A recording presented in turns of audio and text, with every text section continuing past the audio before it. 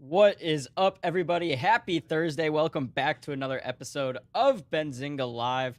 Um, if you guys are following the markets today, you know the big story is just this wide sell-off. I don't even know. I think we got to go more severe than sell-off here. I think it's not a sell-off. It's a full-on tank.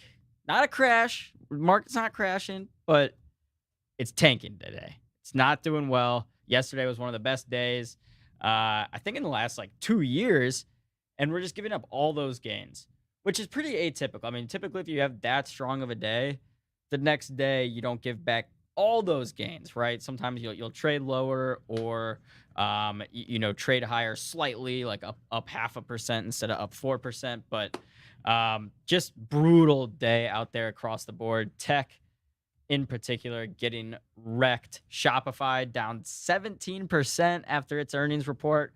Coinbase, who hasn't even reported earnings yet. Coinbase reports next week, May 10th, I believe. Coinbase down 12.5% today. Yeah, easy, Mike. I don't know. I mean, I'll have to look. I'm talking more just in general. Like if you see a super strong day, a lot of times, conventional wisdom is like, oh, I'm gonna, buy some puts because the market was up 3% today, and that typically doesn't work out. Because typically the next day we'll trade like slightly higher, or it just doesn't work every time. Where it's if we're up a lot, the next day we're gonna be down. But after that announcement, a lot of people were questioning the move in the first place, essentially saying, hey, wait, the Fed just said what we already knew. Why did we spike up 3.5%? It's not like they said anything new. It's not like they said anything we weren't expecting. And a lot of that, some things I were reading were indicating that it could be, hedge funds covering short positions, saying they were expecting maybe a 0.75% rise and expecting the market to tank from there. So yeah, I mean, overall, market is just not doing well. We'll talk about more specifics, but let's go ahead and roll that intro, get the show started. We'll be back in a sec. This is Benzinga Live. Spencer Israel and producer AB. What's up, everybody? How we doing? Someone told me buy high, sell higher. So.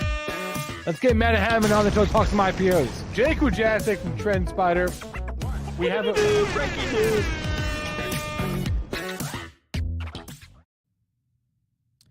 All right, guys, let me give you guys a quick rundown of what we've got going on today. We're going to have Vivi, the biotech queen, joining us here in about 10 minutes. We'll be talking some biotech with Vivi. And then Hot Stocks Luke himself will be on with us at noon. And then Matt Davio and Robert Hefferman, they were on the show a few weeks ago, will be joining us again. Very interesting, kind of fun guys there. So excited for that. And then we'll be playing some trivia. Some interactive trivia with the chat. So if you've never done that, stick around because it is a lot of fun and we will be offering some swag.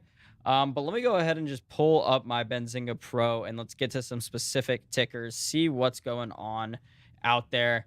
By the way, this is Benzinga Pro that I'm sharing my screen. Let me go full screen on it so you guys can see it in all its glory. If you have not tried Benzinga Pro, free 2-week trial. There's a link in the description. I know if you're here with us every day, we say it all the time, but just in case anyone's new out there, definitely worth checking out. This is a newer widget tool that we have in here. It's the trade ideas. So we have people from all throughout Zinger Nation, both people that work here, people that are Benzinga Pro subscribers, just hundreds of people in this community posting trade ideas throughout the day. And actually, I posted one yesterday that I was bearish on Coin. Now, I didn't know Coin was going to be down 13% today. I just know that Coinbase has some problems to deal with. Cryptocurrency in general, we'll take a look at that. Trading volume has just been down. And until Bitcoin, to me, gets above 40,000, which at this point would be about a 5% rise from where it's at right now, that's when I think people will get excited again about buying Bitcoin. Right now, and I made this point yesterday, just maintaining, just hanging out where Bitcoin isn't enough to attract new investors, which when you're a growth company, which Coinbase is, that's what you have to do. You have to prove that your industry and company is growing continuously. And so if the headwinds that Coinbase is facing is that Bitcoin is not performing well and the stock can't do anything, or Bitcoin's not doing anything and people aren't coming in to buy it more, then Coinbase's stock is just going to continue to crash. So I don't know. I mean, put this trade idea out there yesterday, going short Coinbase. It was down at its low point today, like 13.5%, now down less than 12. So Coinbase is bouncing a little bit here.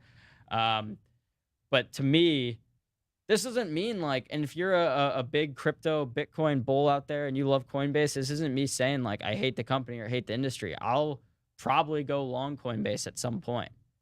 But that point will be when Bitcoin, and of course that means Ethereum is doing well and bringing investors back in. And that's just not the landscape right now. And a lot of times weakness, leads to more weakness. Trend is your friend. So those are my thoughts on Coinbase. Let me know in the chat where you guys stand with Coinbase. If you're long from this level on Coinbase, drop a 1 in the chat. And if you're with me and you're more short than you are long, at least in the short term, again, this is my outlook on Coinbase in the short term. And let me go back to the details widget where we can look at the live news feed, charts, all the data you could ever need on a stock right here. You've got the financials. So yeah, you can see right here, we've got the why is it moving? Several banks and financial services companies are trading lower.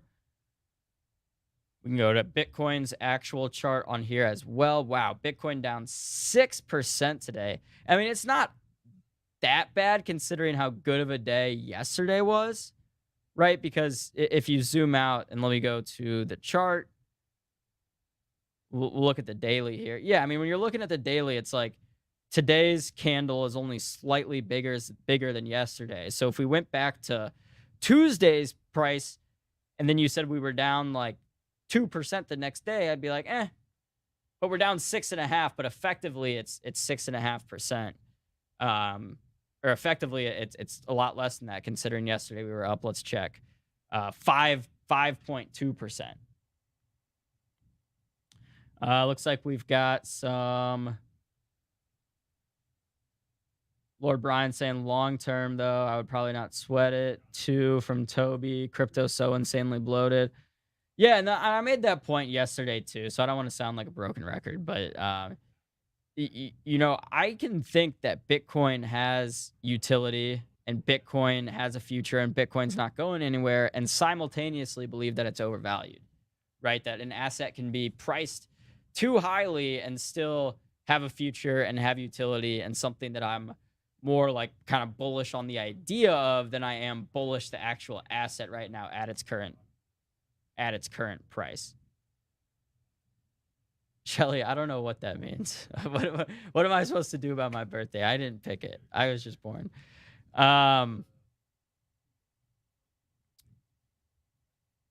Let's see. Let me know in the chat what other stocks you guys are watching. Toby, I was bullish Cardano at 1.2. I actually held, like, for me, like percentage wise in my portfolio, a lot of Cardano at one point, and I just got so frustrated over time with it's the same thing as like a company. Like if you own a stock of a company and they keep saying like, oh, this is coming, this is coming, this is coming, and continuously kind of underwhelming on the delivery, it just gets exhausting. And you need to know when to like cut that cord and just say, I'm not going to stick around and let myself be damaged both in like the wallet and wasting time emotionally by being invested in something that is just not performing up to expectations. Yeah, Toby, I completely agree. There's definitely some similarities there between Charles Hoskins and Elon Musk. Probably not a popular opinion, but we talked about that yesterday too, which again I think is interesting with Elon kind of calling out NFTs. Is that the overlap of people that are like into NFTs and into crypto that also love Elon Musk is so vast that probably upset a lot of people like in crypto.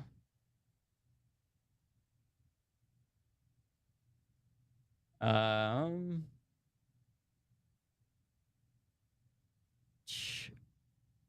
oh, really?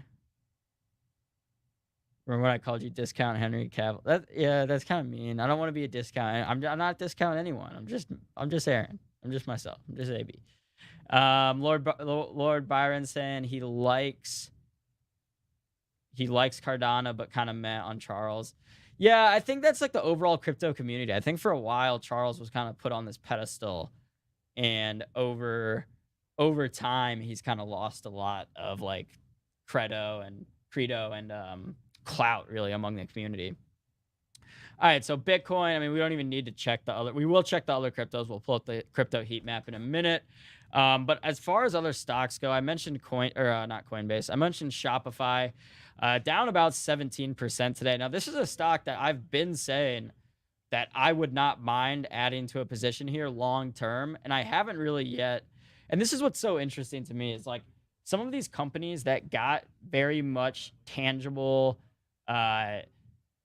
tailwinds during COVID, that got boosted through COVID, are now back to below their pre-COVID levels, right? I can compile you a whole list of stocks that say they were trading at $100 pre-COVID, got a boost from COVID, like their business made more money because of COVID, it grew more because of COVID, and now the stock is trading lower than it was before COVID, which for some companies would make sense, but for some it doesn't. And like I'd argue that like Shopify, where online shopping took off during COVID and Shopify got all these tailwinds, and yeah, now Shopify has to deal with issues like any other company. They're dealing with inflation, they're dealing with labor, they're dealing with supply chain issues. But that doesn't mean that I think the stock should be trading lower than it was before COVID, right? We're looking at the chart right here. We're at 404 right now. Let's go back to these levels in February of 2020. 487 all the way up to 500, 550. And this is a stock that at its high was almost a $2,000 stock. It's effectively been, it's a quarter. It's less than a quarter of what it was. And that wasn't that long ago. That was less than 6 months ago. It's just crazy how, I mean, look at this. So from COVID bottoms on Shopify, which is we got all the way to around 300. It took to go from 300 to 1700. It took from March 2020 to November 2021. So about 18 months. No, 20 months. And then in less than 6, it goes from 1700 back to 400. So it shows, well, this is the epitome of when someone says you take the stairs up, right? You have this slow, it's not really slow climb up. It's actually a very rapid climb up, but compared to this drop down, it's a slow climb up and then just this huge plummet down. But this is a stock I've been saying like long term, I would not mind adding a position down here. I haven't really. I probably own the stock through some like ETFs or funds or something, but like anything else, like any other tech stock or growth stock that's getting beat up after earnings right now, for long term, I'd say like who cares, right? I expect Coinbase and these other growth stocks to continue to be weak.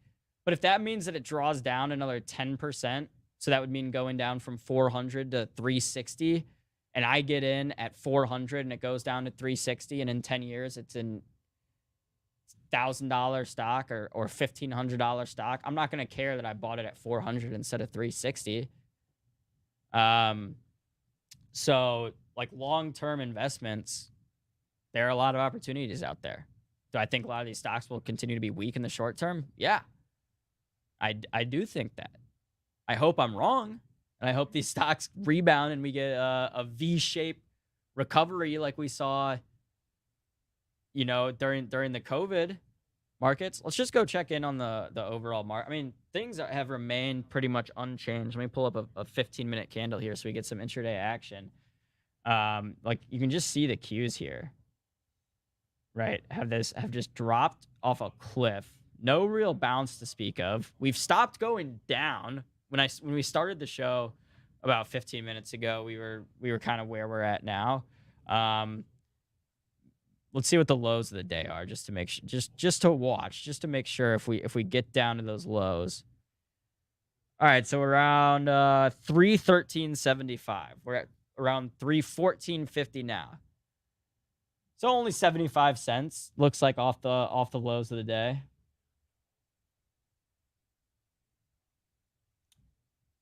I just don't know how. Whoa, I like that zoom. Whoever did that.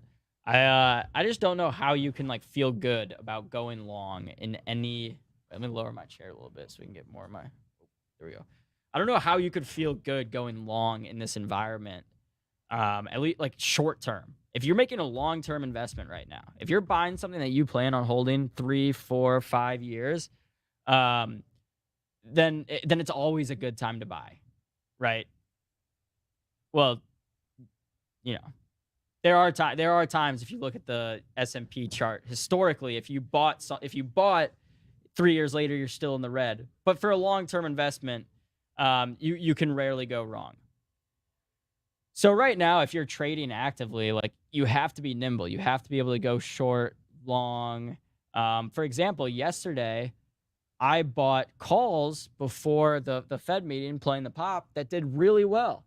But I'm still on PDT rules on my brokerage, so I couldn't sell them. I couldn't sell the calls at the end of the day. So I bought a few puts like right before the close, saying, okay, at least if we draw down and I lose value in these calls I'm holding, my puts will go up. And you just have to be nimble and be able to kind of play both sides, or else you can get screwed. And I'd say most people here, well, I don't know. Drop a chat or drop a 1 in the chat if you are actively trading these markets right now. And then drop a 2 if you're more just like on the sideline / long-term investing. Yeah, Toby, you can't beat dollar cost averaging for a long-term investment unless it's just like a shitty, like if you just keep dollar cost averaging into a shitty stock, then you're going to get screwed.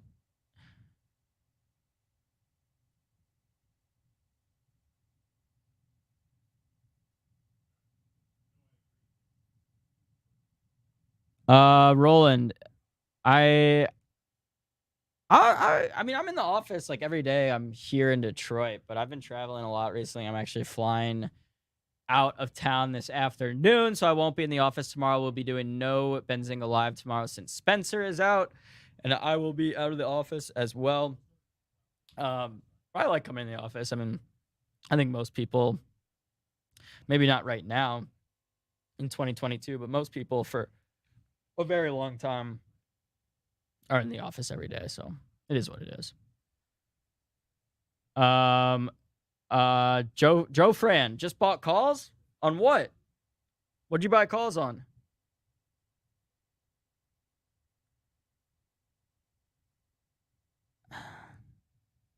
I want to know the exact trade. Oh, Greg, I'm sorry. Someone, I don't know if it was you yesterday, but someone else asked me to not cuss because their kids were watching, so I'll be more cognizant of that. Apologies. Yeah, so that's what I'm curious about. The people that put 1s in the chat that they are actively trading, like, what are you? Are you guys net long right now? Net short? Are you? I mean, I don't know. Like, I've been trading. I'll admit I haven't really been trading all that well the past, I'd say, month, 2 months. But it's one of those things where it's like I imagine like a lot of folks out there in the audience are not don't have time to like do this full time, right? You're not sitting at a desk looking at charts all day. You can only spend like a certain amount of time, and that's where I'm at. It's like I can't expect to beat the market and do really well actively trading if you're just allotting yourself a few minutes a day. But with that said, I've been going long, and yeah, Srinvasa, that's exactly what I've been doing. I've kind of like exclusively been playing calls and puts on the SPY and Qs. And I think like the problem is where I've gone wrong is what it was a couple weeks ago. It was when we were in Miami for the Benzinga Cannabis Capital Conference, and it was like on like 420, like that Wednesday, the market dropped, like 3%, and then like 2% the next day, and I was like, oh, like we got to bounce here, and I started buying SPY calls, and we kept going down. I kept buying more SPY calls, and I just had no like risk management. And that Friday was like the worst day. The SPY was down like 2.5% and another 0.5% after hours. I believe it was either the 21st or 22nd. So that's just my lesson. If you're expecting a bounce or a drop, just know it doesn't always have to come. The trend is your friend, and that trend can continue, and it can hurt you.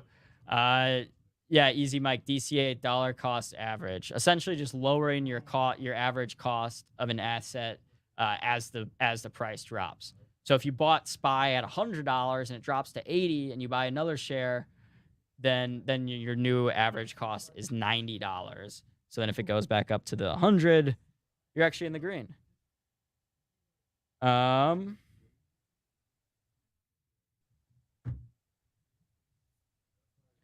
SPY new low. Well, oh my God. I did not see this big red candle. Let me give you guys a couple zooms so you can see. This is 5-minute candles on QQQ. I mean, down 0.5% in 5 minutes. This is brutal. This is brutal. Young Escapist. I don't even know how I got here. Like, to this video. Did you come from the Amber Heard trial? I've been seeing a lot of people coming in from the Amber Heard trial. Andy O, I would say yes and no. Ideally, yeah, you're dollar cost averaging into companies that you're long over time, but you can dollar cost average in short positions. If I'm buying puts on SPY and SPY goes up a little bit more and those puts are cheaper now and I want to buy more, that's dollar cost averaging. You can DCA on the way down, but it's not smart, it's not advised. Definitely the best way to DCA if you're gonna do it is, again, if you have a company like say you're like a big Apple bull, which I am, and you want to own a bunch of Apple. Every time Apple goes down, you just continue adding that position. Holy shit. Oh, sorry. Holy crikey.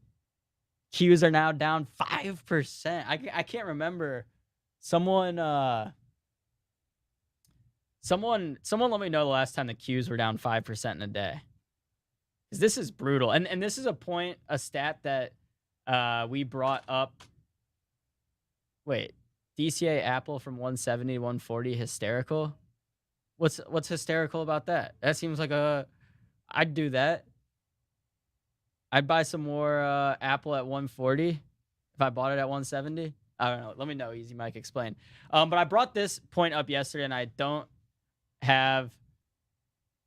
know, Easy Mike. I guess we're just going to have to agree to disagree. Like, long term, I don't think DCA is terrible. If it's a bad stock, like, I don't know. I add to your winners. If they're not, I don't know. Agree to disagree. I don't know. Well, I'll do some more research on DCA of like what the data says. But I brought this point up yesterday. In the past, like, and I don't have the tweet or the where I got this information from right in front of me, but essentially it was from like LPL or someone legit.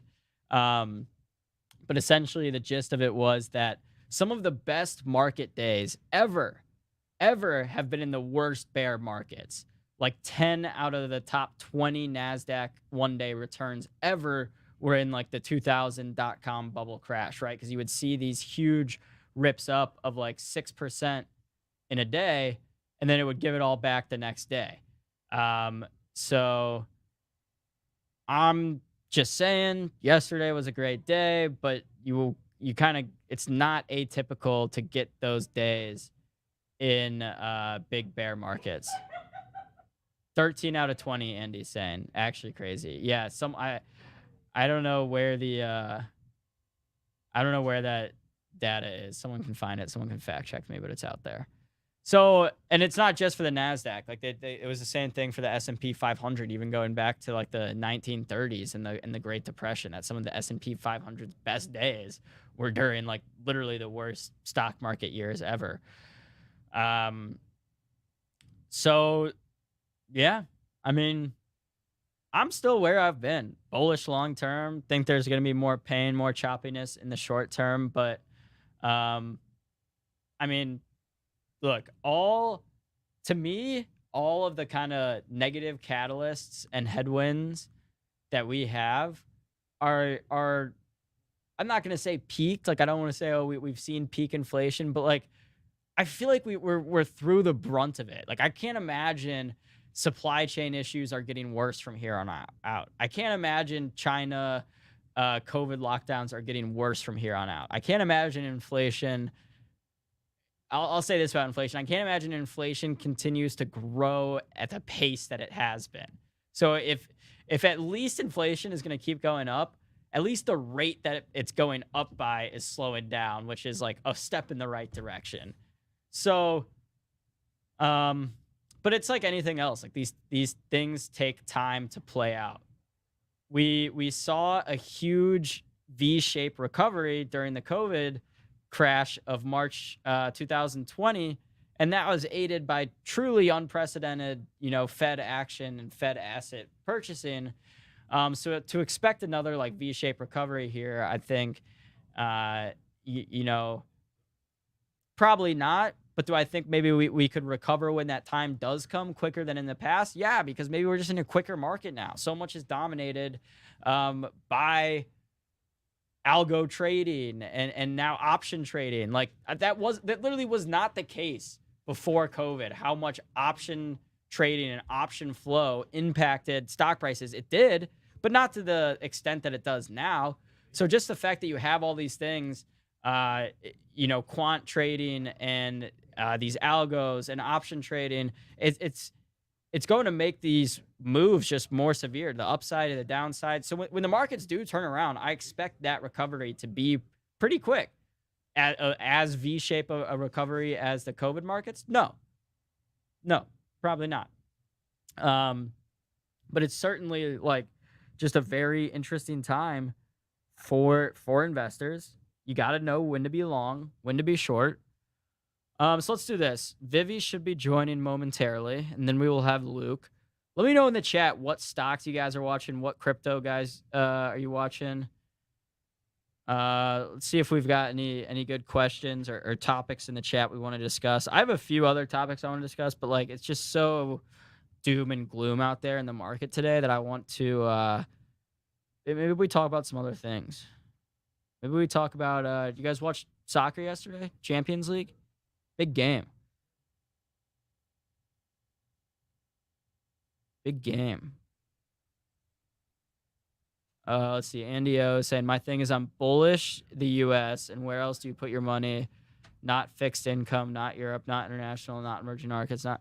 Well, I mean, if you don't want to take the risk of the speculative assets of the stock market or anything like that, and you're long the U.S., you can always just buy U.S. bonds. I don't know. I think the bond rate's been going down. Yeah, Real Madrid. All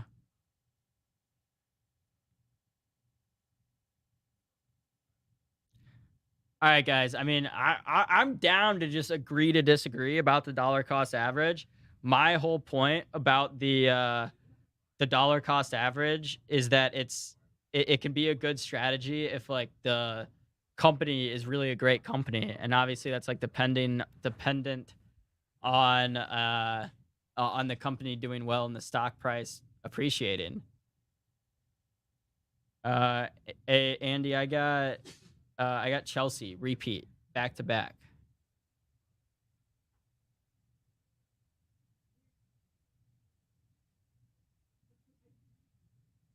All right, Happy saying Easy Mike. That's not a long established company though. That's a terrible idea with SoFi, but like Apple, Google, Amazon, Nike, Waste Management, things like that have worked out great.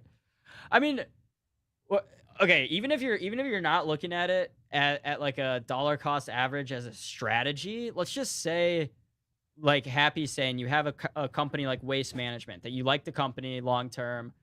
They pay a nice dividend. You want to own the stock. You you put all the money you can into that stock, or what's advised, like a smart amount of money at the time. And then as you're making money, what are you going to do? You're going to put your money, you're going to put more of your money that you're making like back into the companies you like, back into the stocks you like. So you end up like dollar cost averaging, even if it's going up or down. Like if the stock keeps climbing and every month, like I have a recurring investment into Apple on my Robinhood account, and every month it just takes $100 out of my bank account and buys Apple stock. Even if Apple's stock is like that's technically still dollar cost averaging. If the stock's going up, not in a good way, I'm raising my average cost.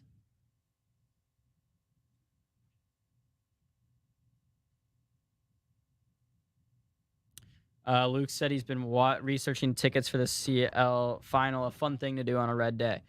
Yeah, let me know in the chat if you're actively trading, if you're actively day trading on a tough day, like whether it's just the market is overall tanking or your portfolio is not doing well specifically.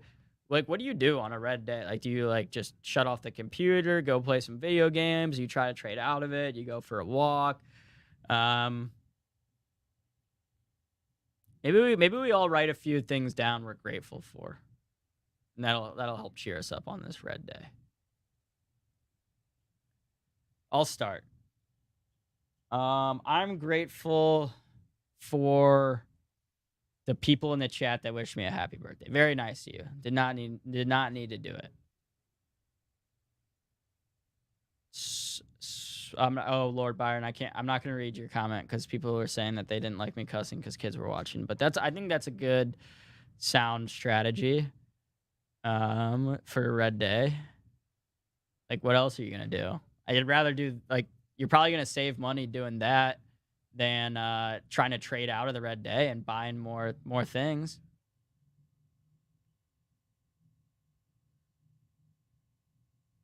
Shelly, Spencer's at a wedding. Typically find a run or some exercise on a red day, Matt. Yeah, I mean, anytime you are anytime, like whether it's market related or not, like if you're having a bad day, going through a tough time, like getting a nice sweat in is probably the best way to feel better. Maybe a combination of getting the sweat in and like after what Lord Byron was saying. That's probably ideal. Selling puts here on stuff I wouldn't mind owning. Now we're talking, Jolly B. That's a strategy that I like. That's not, I mean, obviously, like what I said I've been doing and what a lot of other people have been doing. I've just been buying SPY puts and calls. And if you're on the put side, geez, it's working for you today. But this is a strategy that I like. So essentially what Jolly's talking about, and correct me if I'm wrong, Jolly, but say let's pull up Apple. I don't know why I'm going with Apple with everything today, but that's just my go-to. So say Apple puts $150 puts that expire next Friday are going for $3 right now, $300. I can sell that out to someone, so I get the $300 to sell that put contract out to someone, and then if Apple gets down or breaks below that price or closes below that price, maybe you have to buy 100 shares at $150. So as long as you have enough money, margin, whatever is in your account, to like buy 100 shares of that underlying asset, and you wouldn't mind, like I wouldn't mind owning an Apple at 150. But with everything with the market going on right now, like maybe you say some of these stocks, like if you would have asked me a year ago, I'd say like, oh, I would buy Shopify at 800. Like that's a great deal. That's half the price of what it is now. But now it's down to 400. So maybe right now, like some of these stocks get down toward that price, and you're like, I don't know. Like the market is just so weak out there that you really wouldn't want to own it at that price. But there are stocks out there that are probably like no matter what, probably more like value stocks. Like if I pulled up like Burke B and I was like, yeah, I could sell puts on Burke B and own it at 270. Like that's a pretty good, right? The last time we were at 270 was down here, and actually that was only back in December. Wow, Burke B's really had a great year. Go Warren, go Warren.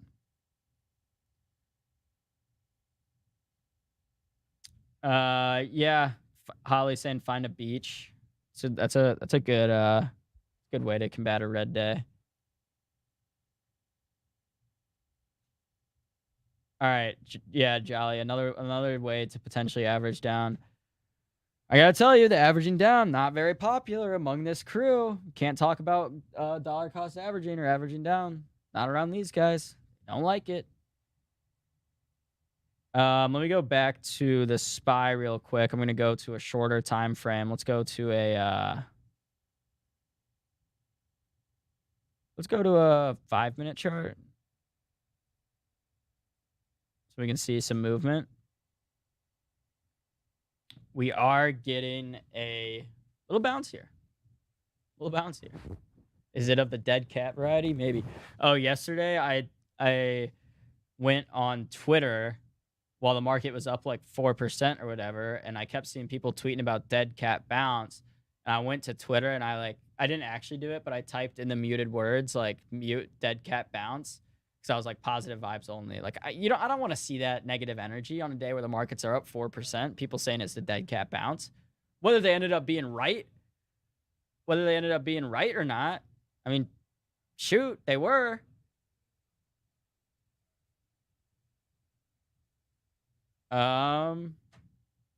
Yeah, Andrew, that would be fun if Neil could join us. He's probably busy. Luke's gonna join me in a few minutes, I believe. Let me double check with Mr. Jacobi.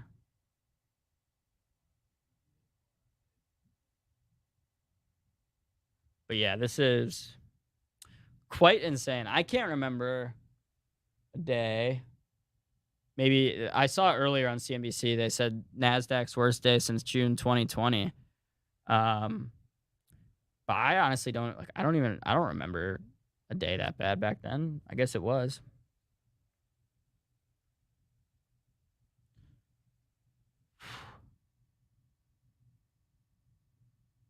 Sorry guys, just catching up with the chat here.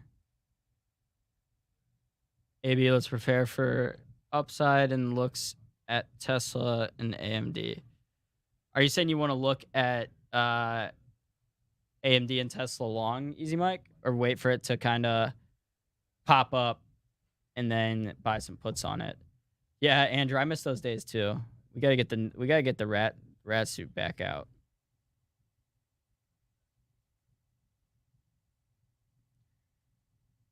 Wouldn't it be nice if that was a candle?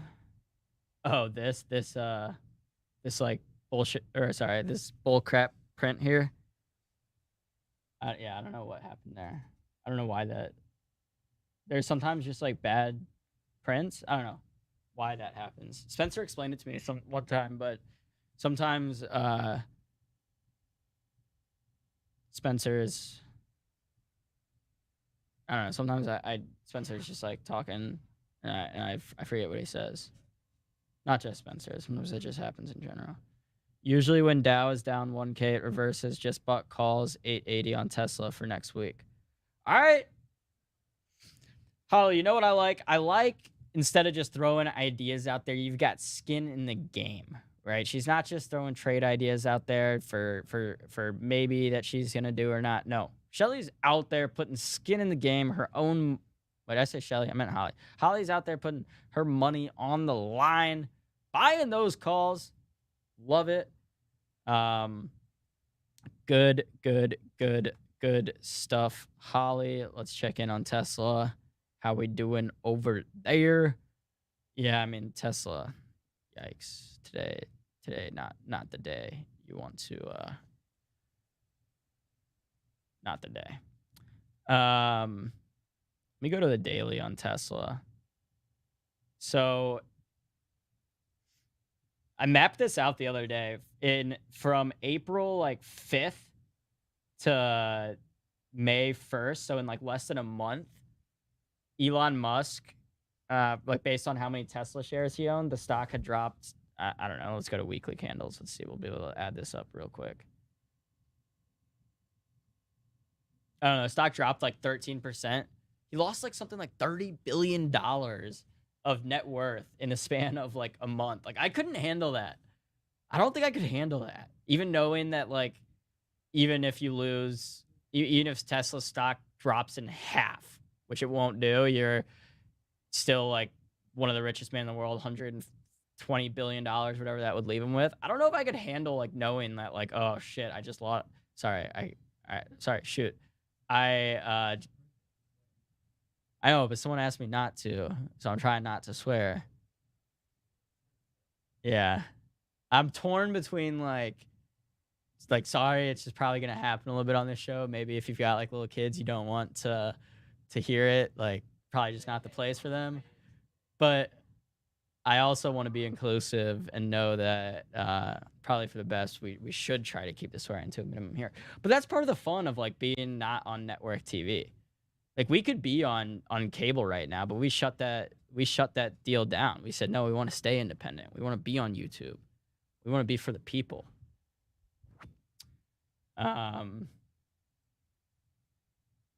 Buying calls now is bad because high premium. Yeah, I agree. When premium's high, you actually want to sell options into it because you can get more. So, all right, let's look at this Tesla chart real quick.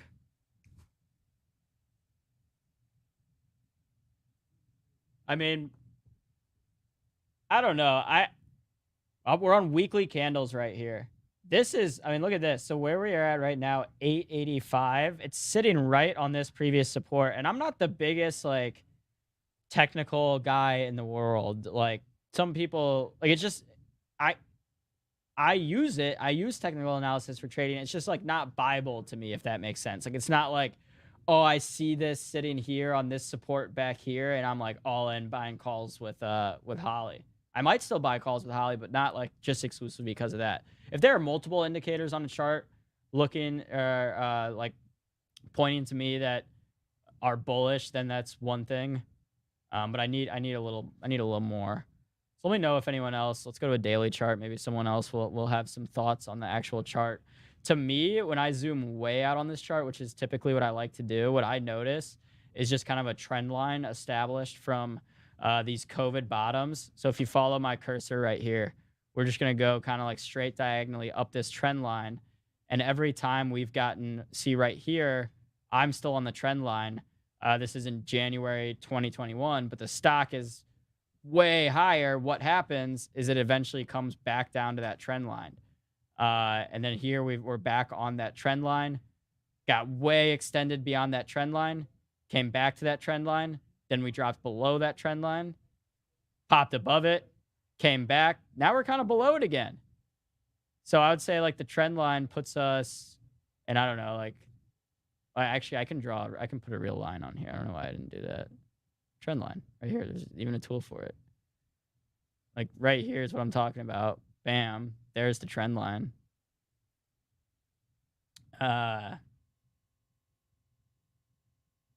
Yeah, so we're below it right now. Try to get back up to there. But I mean, like, how much does Tesla's trend line mean if the whole market is going to start tanking? Who knows? Who knows? Who knows? All right, let me pull up some of our top headlines of the day. People are just, I mean, I would say like financial news is hot today just because people are all wondering why is the market down, how bad it is, should we sell everything, should we buy everything? Let's go back to the SPY real quick. We'll do intraday candles. We'll do little 10-minute candles. So yeah, I mean, it's like I said a few minutes ago. The one positive thing I can say about the market right now is we've stopped going down. We're not dropping actively right now. We're not doing well by any means. But we're not doing great.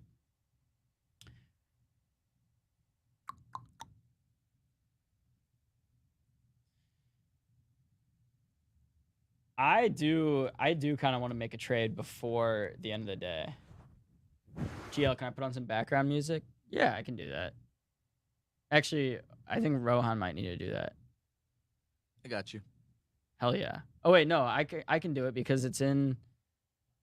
Don't use the StreamYard stuff. It's trash. All right, they're telling me not to use the music that we have in the software because it's trash. So he's gonna.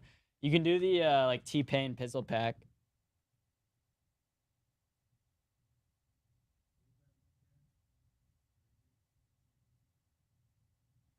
Don't worry, guys. You ask and you shall receive. You want music? We're gonna get you music. You want what else do you want? Whoa, you don't want this view. It's not a good view. What's the best call or put to buy today? Quack the duck. I'm gonna ask you a question before I give you an answer that is not. This answer again is not investment advice, nor my financial advisor, for entertainment purposes only. But my question to you is, Quack the duck, do you want a call or put that is kind of more like higher chance of success, or a true YOLO? Because we can talk true YOLOs.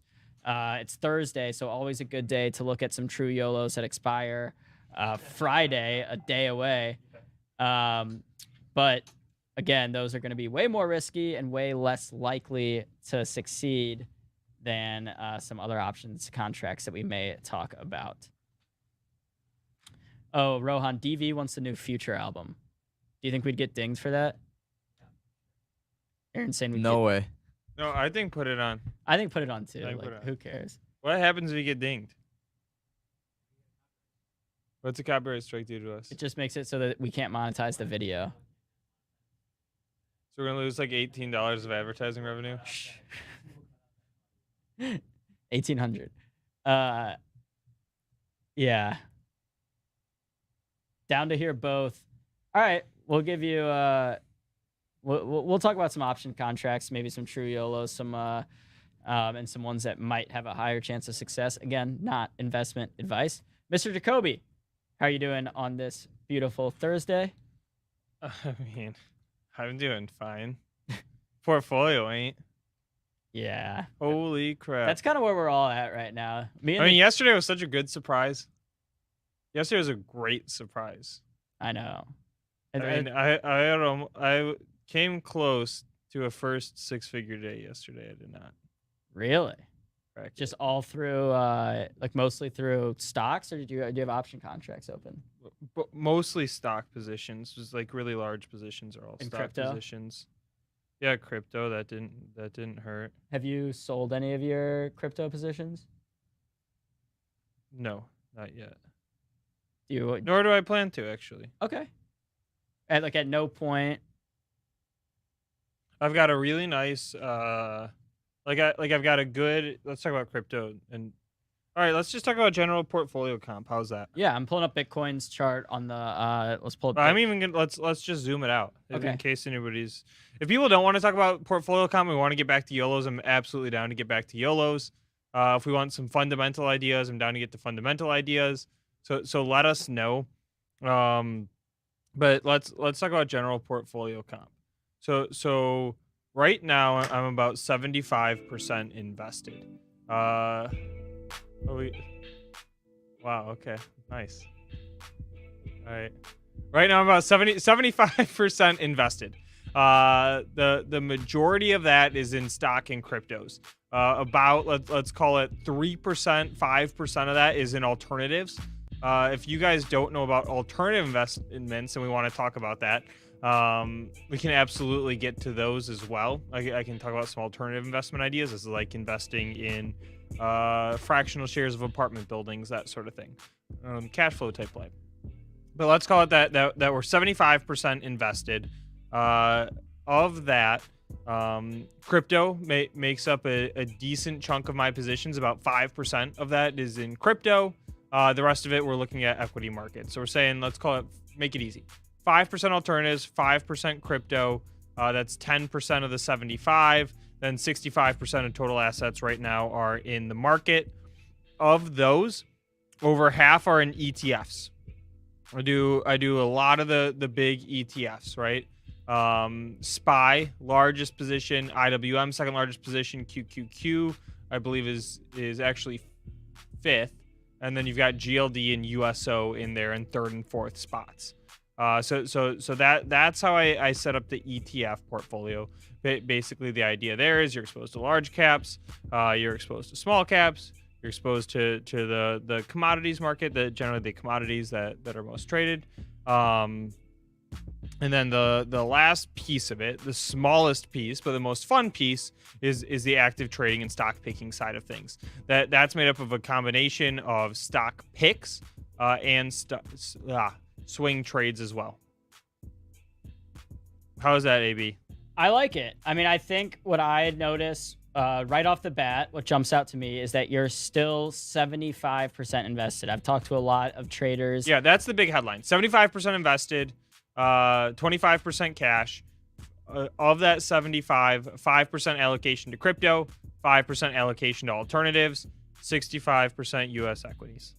Yeah, and what I was going to say is I've just talked to a lot of traders and investors that say they're like half cash right now or majority cash. Like I think even Christian Frommertz on the other day said he was like 90% cash, which I think, Luke, for someone like you, and we're talking about your portfolio here, you always have to keep in mind like what your investing goals are. What are you trying to gain out of it? And for someone like yourself, it's maybe not necessarily like added income. It's just long-term growth and wealth building. You don't really want to be like selling and trying to time the market. You want to stay invested in your core positions. Well, the reason why I keep that cash on hand is for when interesting opportunities come up.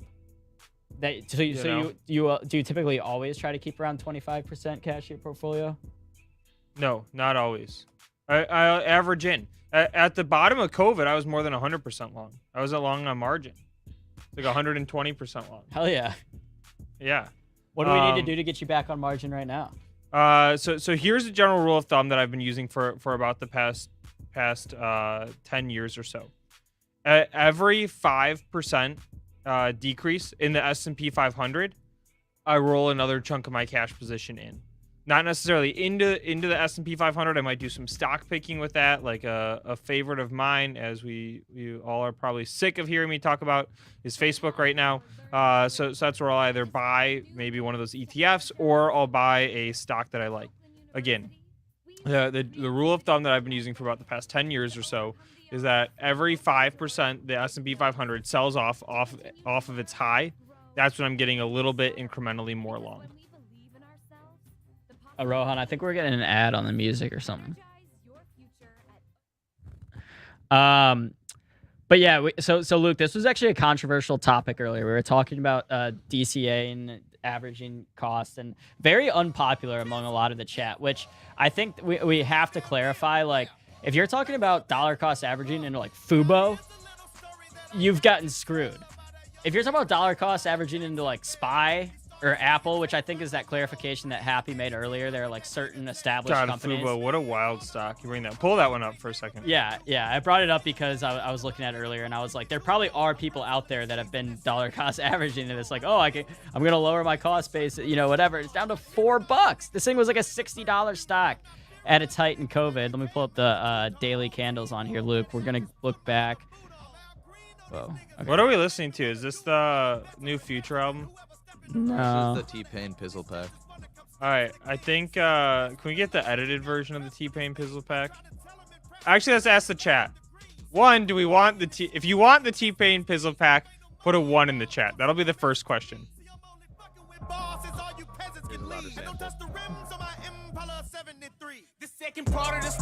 All right, it's getting a little loud. It definitely sort of hits. But it's Cinco de Mayo, Luke. It is Cinco de Mayo. So it's like kind of a party day. It's also producer AB's birthday. Did we get that out there yet? We did. We had some happy birthdays flying in the chat earlier. Appreciate it. Much love, Zinger Nation. Luke. Okay, so do people want it or no? I said put a 1 in the chat if you want it. Put a 2 if you don't want it. There we go. Let's do that. Then we'll get to the edited, unedited question in a second here, okay? Or we'll get to like the... Okay, so are you saying, do you want it as in, do you want any music or do you want this specific music? Any music. Any music. Or Someone said all rappers in the industry are evil. I was just telling Aaron Thomas about that. About that comment? Yeah, it's pretty entertaining. I agree. All right, so we have some numbers coming in. Not a whole lot of votes. Not many opinions. Besides, No evil the rap. evil- It's kind What- of like hey. 2, 2, 1, 2, 2. Okay, so far All right, twos are winning. put on. Will you put on some Japanese children's choir? yeah, or Mozart. I'm not sure where I'm gonna find that, but I'll give it We a want shot. some Japanese Or children's like maybe choir. mariachi band for Cinco de Mayo. All right, and Is then that- let's go back to Fubo for a second while we get that Japanese children's choral music on there. All right, Fubo, look at that chart. It's a little bit brutal, right? With your highs, I believe. So somebody keep me 62. honest. It was 62. $62. Yep. Okay. So high is 62. Stock's trading at $4 right now. This is gonna take me to, and we'll get to some of my swing trade ideas in a second here. But this is gonna take me to where I always pitch trade ideas.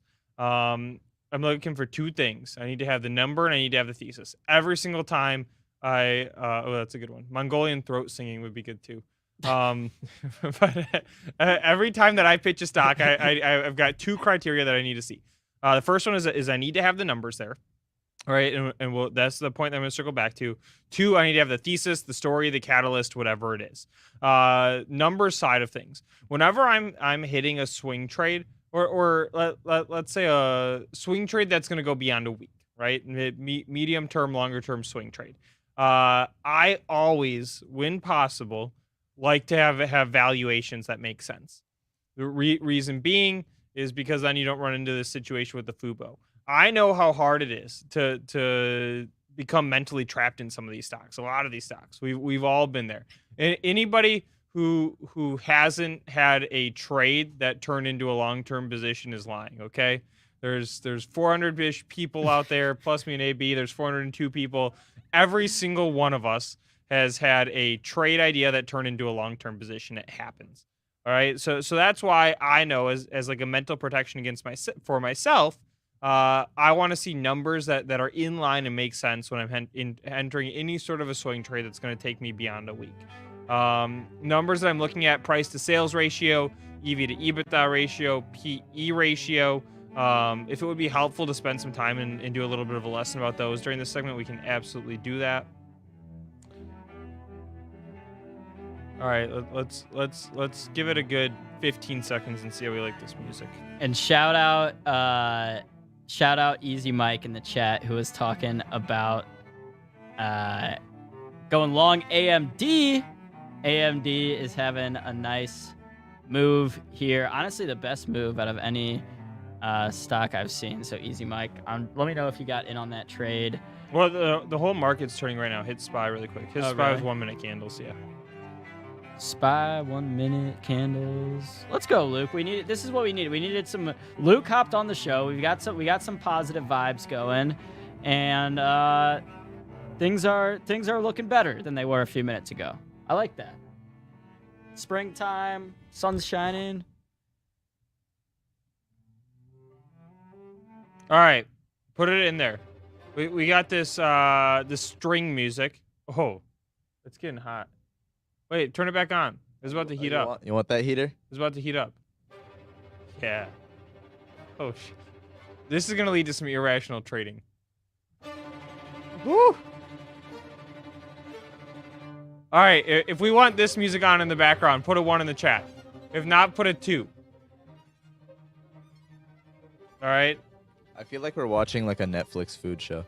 We start with the T-Pain Pizzle Pack. That was a no. Is that what it's called? Yeah. T-Pain Pizzle Pack. Okay, I don't even know what that is. Yeah, it's like free. He put a playlist out there that was just like. Now we got the strings, and the strings are heating up. 1 yes, 2 no. What's there it going goes. on? Can I give a third No, option? still against it. They're still against the music. I'm telling you we have guys, some supporters, but I think it's a mostly Japanese children's choir. I see. The thing is, I'm on our our art list account, which is all we're allowed to use this music, and there's no Japanese choirs here, but I can get a choir going. Easy Mike. What I mean, shoot, I missed out on the AMD trade. Give me another. You said maybe YOLO on ARC. I could get talked into that. ARC down like 7% today. Just buy some like complete YOLOs that expire tomorrow and just hope for a little bounce for the rest of the afternoon and tomorrow. I could get talked into that. I Yeah. don't know if All this right. is a Wait. children's Wait. choir, Put. but- Can you put Clark's comment on the screen, please? All these twos need to suggest some new music. Yeah, But- you guys need to be, active members of this community more than just, Yeah. voters. We're not haters. We're solution oriented We here. build this together. Shelly, you don't want me singing. Promise you that. All right. You want my best performing position of the day today, AB? I have two positions that are hot right now. You're gonna crack up when you see it. give them to me. Rivian $60 puts. Okay. Put that one on the screen. Let's check. Oh, also, I want to show you this, Luke. Okay, Rivian down 8%. Holy cow. I got the 60 strike puts. Way back when. Oh my god. From way back when I got those puts. when it was like $100 in January or something. Yeah, let's see. So the puts cost $12 each. They're $32 now. Nice. Number 2, second hottest position of the day. Give me DD. I got the 750 puts on DD. Oh my god, DD down another 6%. This is down. And this, okay, Luke, this is one that I like this trade from you on DD because this shows your ability as a trader. Yeah, to- I was long DD to for a flip, minute. to flip positions. You were long DD. You were like, Yes, this I is the was. Uber of China. This is great. This is great. And Well, now there's you're- nothing wrong with the business, right? And that was always my point, is that there's nothing wrong with DD as a business, right? This is the Uber of China. God, I gotta remember the numbers when I used to pitch this thing long. It was something like 230 million monthly active users. I mean, it was monstrous, right? There, like it wasn't like there was an Uber Lyft neck to neck. It's like DD was the solution. The stock got cracked, if you recall, right out of its IPO. It ran into some regulatory issues with the Chinese government. It was trading at like 3 times sales. It's a growth stock. It's a tech name. It's hot. That's why I thought, okay, this thing is interesting. The business itself isn't going anywhere. The Chinese government had their fun. DD apologized. Now let's let this thing rip up to, I think my price target at that time was about $20 a share. Slow trickle of death comes in, more Chinese government issues, both for this stock specifically and other Chinese names. And that's when I flipped it to the short side. Bought the 750 puts, $2.79. They're at $5.61 right now. Decent trade. It's not like a crazy options trade where you make, 500%, it's nice. 100% on any trade is a good trade. Let me also, Luke, so I want to talk about this. So if you guys, this is Benzinga Pro. I mentioned earlier, guys. If you guys don't have this, haven't checked it out, free 2-week trial, pro.benzinga.com. This has been my favorite new widget tool, this trade ideas tool, Luke. Yesterday, I posted one on here, not to toot my own horn. That's exactly what I'm going to do. Posted a trade idea bearish on Coinbase. I said crypto trading volume is in the toilet. Did you see that chart yesterday? I showed a chart on the show yesterday of just the volume of like Bitcoin trading, and it is just a brutal looking chart. So anyway, I posted this trade idea bearish on Coinbase. Coinbase. Have you seen Coinbase today, Luke? Let me show you that one. And Coinbase hasn't even reported earnings yet. All right, does anybody care about Coinbase? You don't necessarily have to be in it. I care about it because I'm care. short it. And it's I down care. 11%. Exactly. All right, Look in at the the chat. comment. In the chat, if you care about Coinbase, put a 1. If not, put a 2. If so, then I let's do a care. little That bit was of a great idea. Let's do a little bit of Yeah, a deep Mitch, you dive did into comment that it Coinbase. was a great idea. Thank you. You saw that?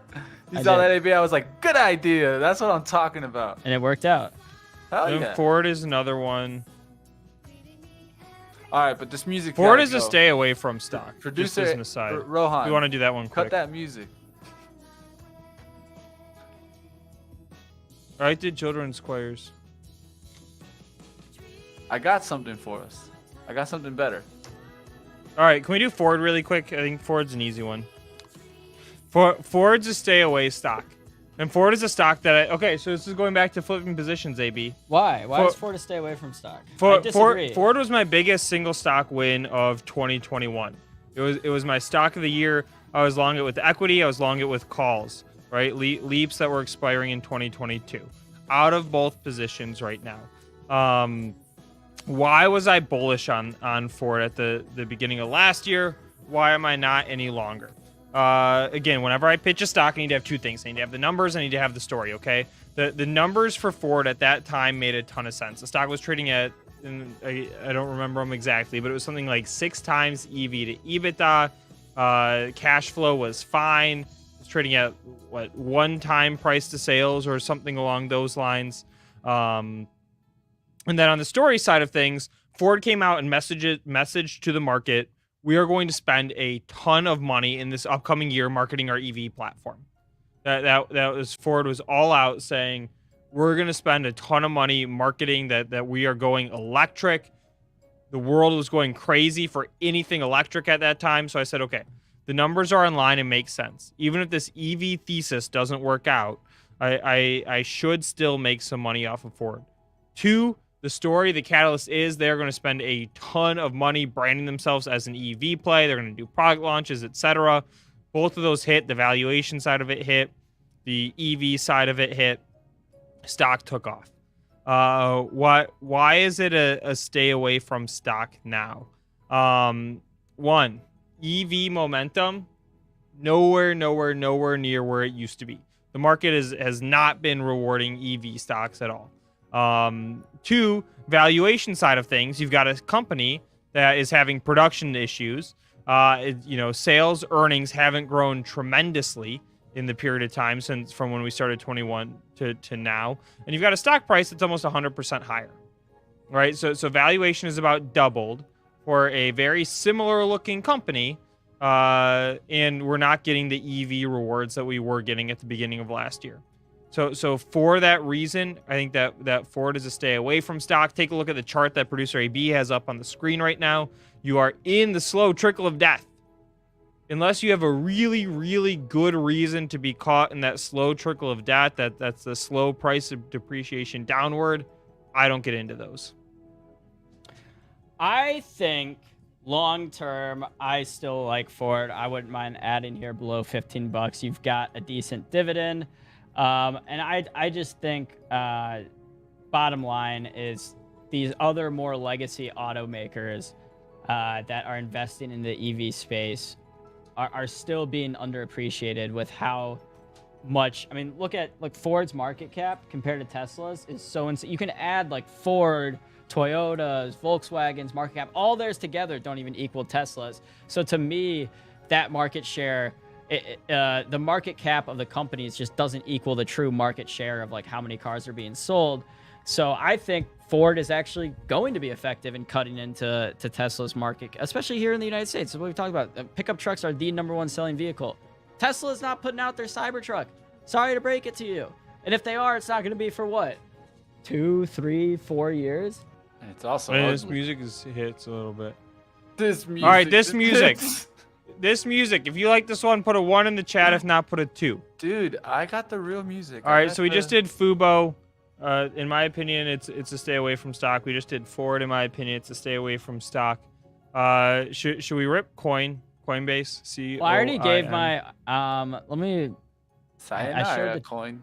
I showed the chart yesterday. Let me find it again real quick on Twitter of the Coinbase bear case essentially.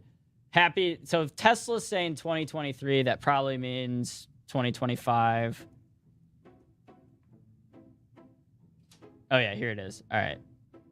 Let me stop sharing my start sharing my Twitter. Luke, you're gonna. This is kind of worrisome to me. It's kind of what? Kind of worrisome. Coinbase exchange trading volume. So you can see at its peak was more than $15 billion. I've now dropped, and this coincides with, or actually no, this is Bitcoin's peak in November of 2021. So actually but crypto was craziest at the beginning of last year. Right. So that's why this peak was even before Bitcoin's peak, just the beginning of last year, the beginning of 2021. We're like, I don't even know like where this data is coming from, or well, I don't know. It looks like we're at 0. I don't know how that's possible, but the trading volume you can see. You're talking about the slow trickle of death, talking about stock prices. This is the slow trickle of death in Bitcoin trading volume. And my point was, even if Bitcoin holds where it is right now, say Bitcoin just stays at 38,000, That's not enough to encourage new investors coming in. Bitcoin needs to make some of those big moves up it's made in the past. I'm talking about Bitcoin needs to go from 38,000 to 45,000 before new investors are interested again in coming in. Okay. You want mine? My take on it? Yeah. You think I'm going to be bullish or bearish? Let's throw this one out to the chat. You think I'm going to be bullish or bearish on Coinbase? Fundamental perspective. We're going to be talking price of the stock throughout the course of the year. Well, because you said fundamental, I'm going to say you're going to be bullish because the fundamentals of this stock are very, I mean, like the PE, it looks incredibly cheap, but I don't think that matters because that's factoring in earnings from like last year. Coinbase isn't going to do those earnings this year. Let's see what they say. They're not going to make... Got one bullish, bearish. Diane wants no music. I sort of like this one. Diane, it's producer AB's birthday. Turning 30 today, I believe, actually. Turning what? 3-0, the big 3-0. Yeah. Yep. I don't know, like, where, I'll be completely honest, where this chart's coming from. There's no way the trading volume is actually, like, at zero. No, let's do Intel next. We got Intel in the chat. The way this chart is indicating. Another good dividend stock there. All right, Coinbase. Here's the deal. Go ahead. Pull up your Benzinga Pro for me, please, producer AB. Yes, sir.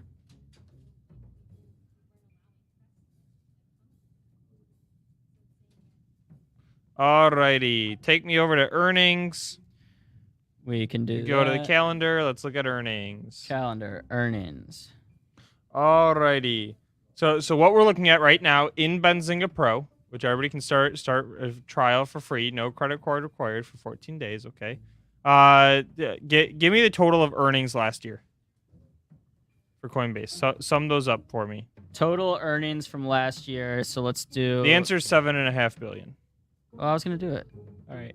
So $7.5 billion, but zoom in. Nobody can see this. All We're not ants. Total revenue. All right. So here's revenue. We're looking at the 4 quarters of last year. Okay. Total revenue for that year was about $7.5 billion. The estimate. Okay, I'm gonna ask this one. This is a 2-part question. Everybody's got to participate. Okay. I guess when I'm on, we do a lot more participation. We know that Coinbase did $7.5 billion of revenue all of last year. That was the year crypto was going crazy. What would you guess the revenue estimate is for this year?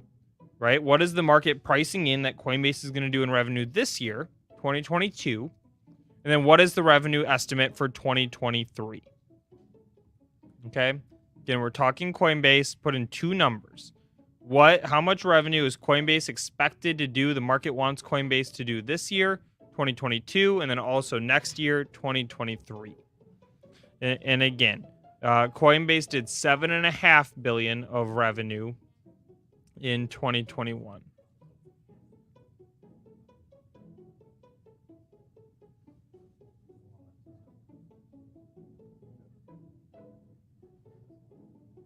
All right, we got $8 billion in there. We got $1.2 billion in there from Shelly. $4 billion in there. $2 billion. $5.5 billion from Christian G. All fair estimates. Hello, MFI's got $6 billion. Tiny Pie $2.8 billion. Falcon $1.5 billion. Bank Error $3 billion. Okay. Yeah, throw out your guess. All right, so it was 7.5 last year. I'm gonna guess. Yeah, what are the estimates that the market is pricing in for this year, including the quarter that Coinbase is about to report in 5 days? Coinbase is reporting 5 days from now. Yep, May 10th. I'm gonna guess market is estimating 3.3 billion. All right, that's low. Low. What did I just do? All right, Coinbase last year did $7.5 billion. Forecast for this year, $6.9 billion. Wow. Yeah. More than double what I was expecting. Okay, $6.9 billion.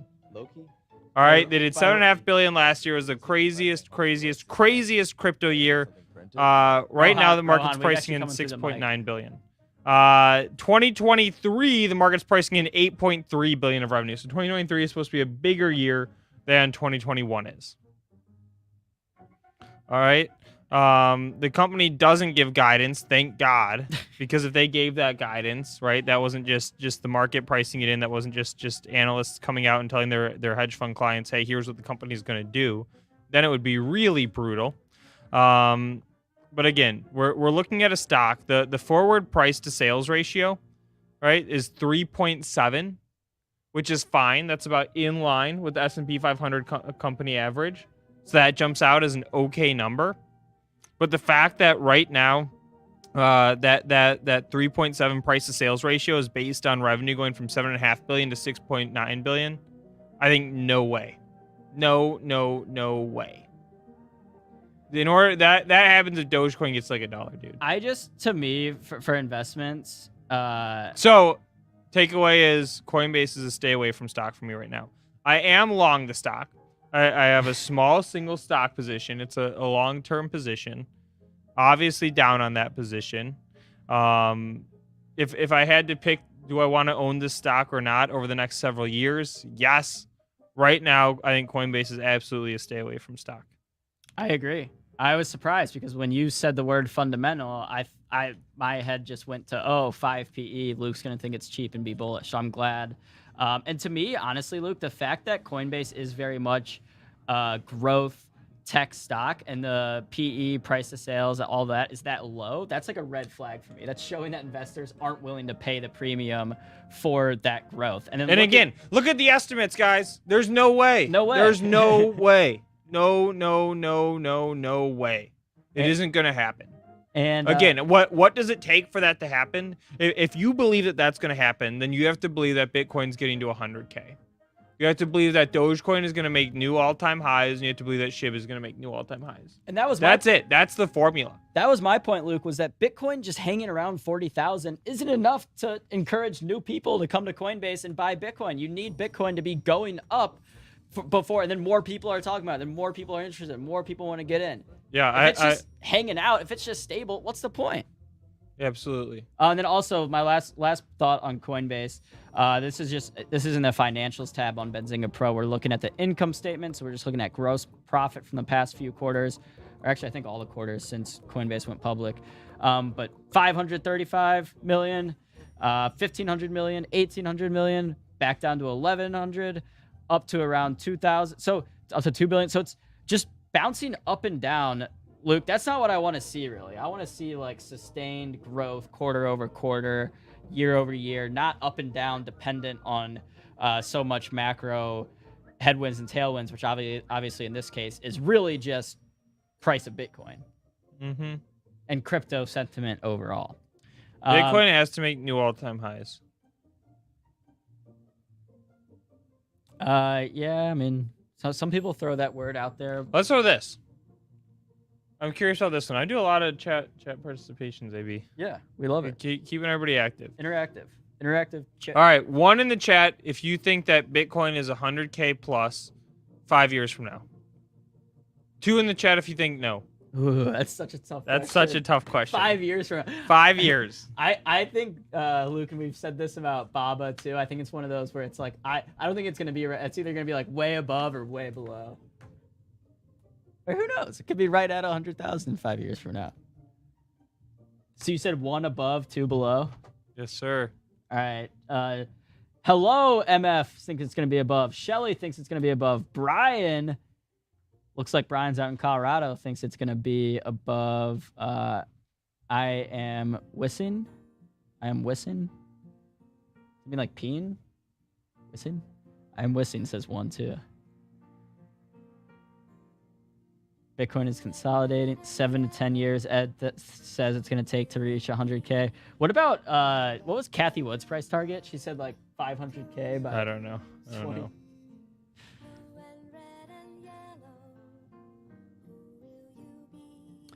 All right, Luke, let's just do another quick check on the overall markets.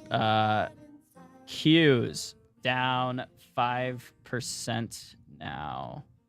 Not at the low of the days, but we're close to them. We can go here. We can see the low of the day was right below 312. We're at 313.50 right now. I mean, if we can clear right this level right here, like 316, 317 on the Qs, then I think we could see another afternoon rally. Outside of that, forget about it. SPY, very similar story. Off the lows of the day, but pretty close to them.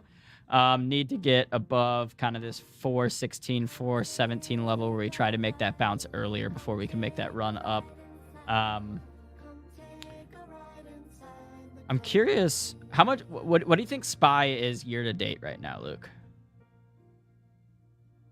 I'm usually pretty good at these. Minus 14%. 13.5. I told you. That's called situational awareness, baby. You said All right. You will never catch me lacking on knowing news, evaluate. I mean, you have to admit, I can pull a lot of stocks out of the chat and talk about them at length without any prep. Yeah, you don't want to catch Luke on a no lacking challenge. Yeah, you don't. It's tough.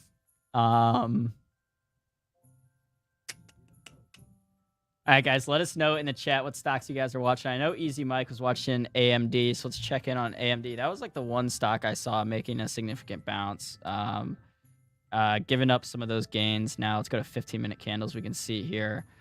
So yeah, I mean, AMD made a nice move from about 93 up to 95.5, but not doing much now.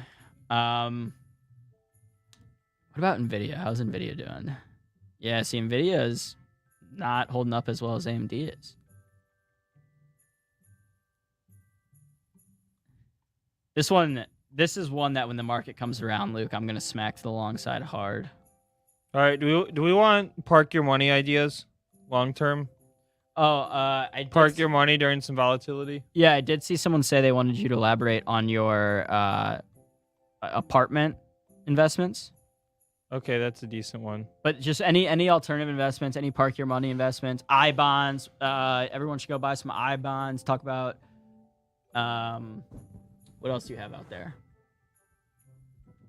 The one that I was about to get into is JP Morgan. Let's go back to alternatives in a second here. All right. One that I was about to talk about, JP Morgan. Well, you're also getting interesting. You're getting some exposure to alternatives by owning JP Morgan. Sure.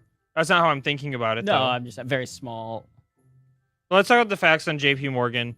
So stock is now below where it was pre-COVID, right? We got smoked pre-COVID, rallied up above that. We're now down below our pre-COVID levels. You got a PE ratio of 9, which is maybe the lowest that it's ever been in this stock. I don't know if it's the absolute lowest. I did check against where the PE was in 07, 08, and it is lower there. I mean, 08 makes it a little bit tricky, right? Because you have the stock selling off in a significant way. I think the S&P average went down to like something ridiculous in 08.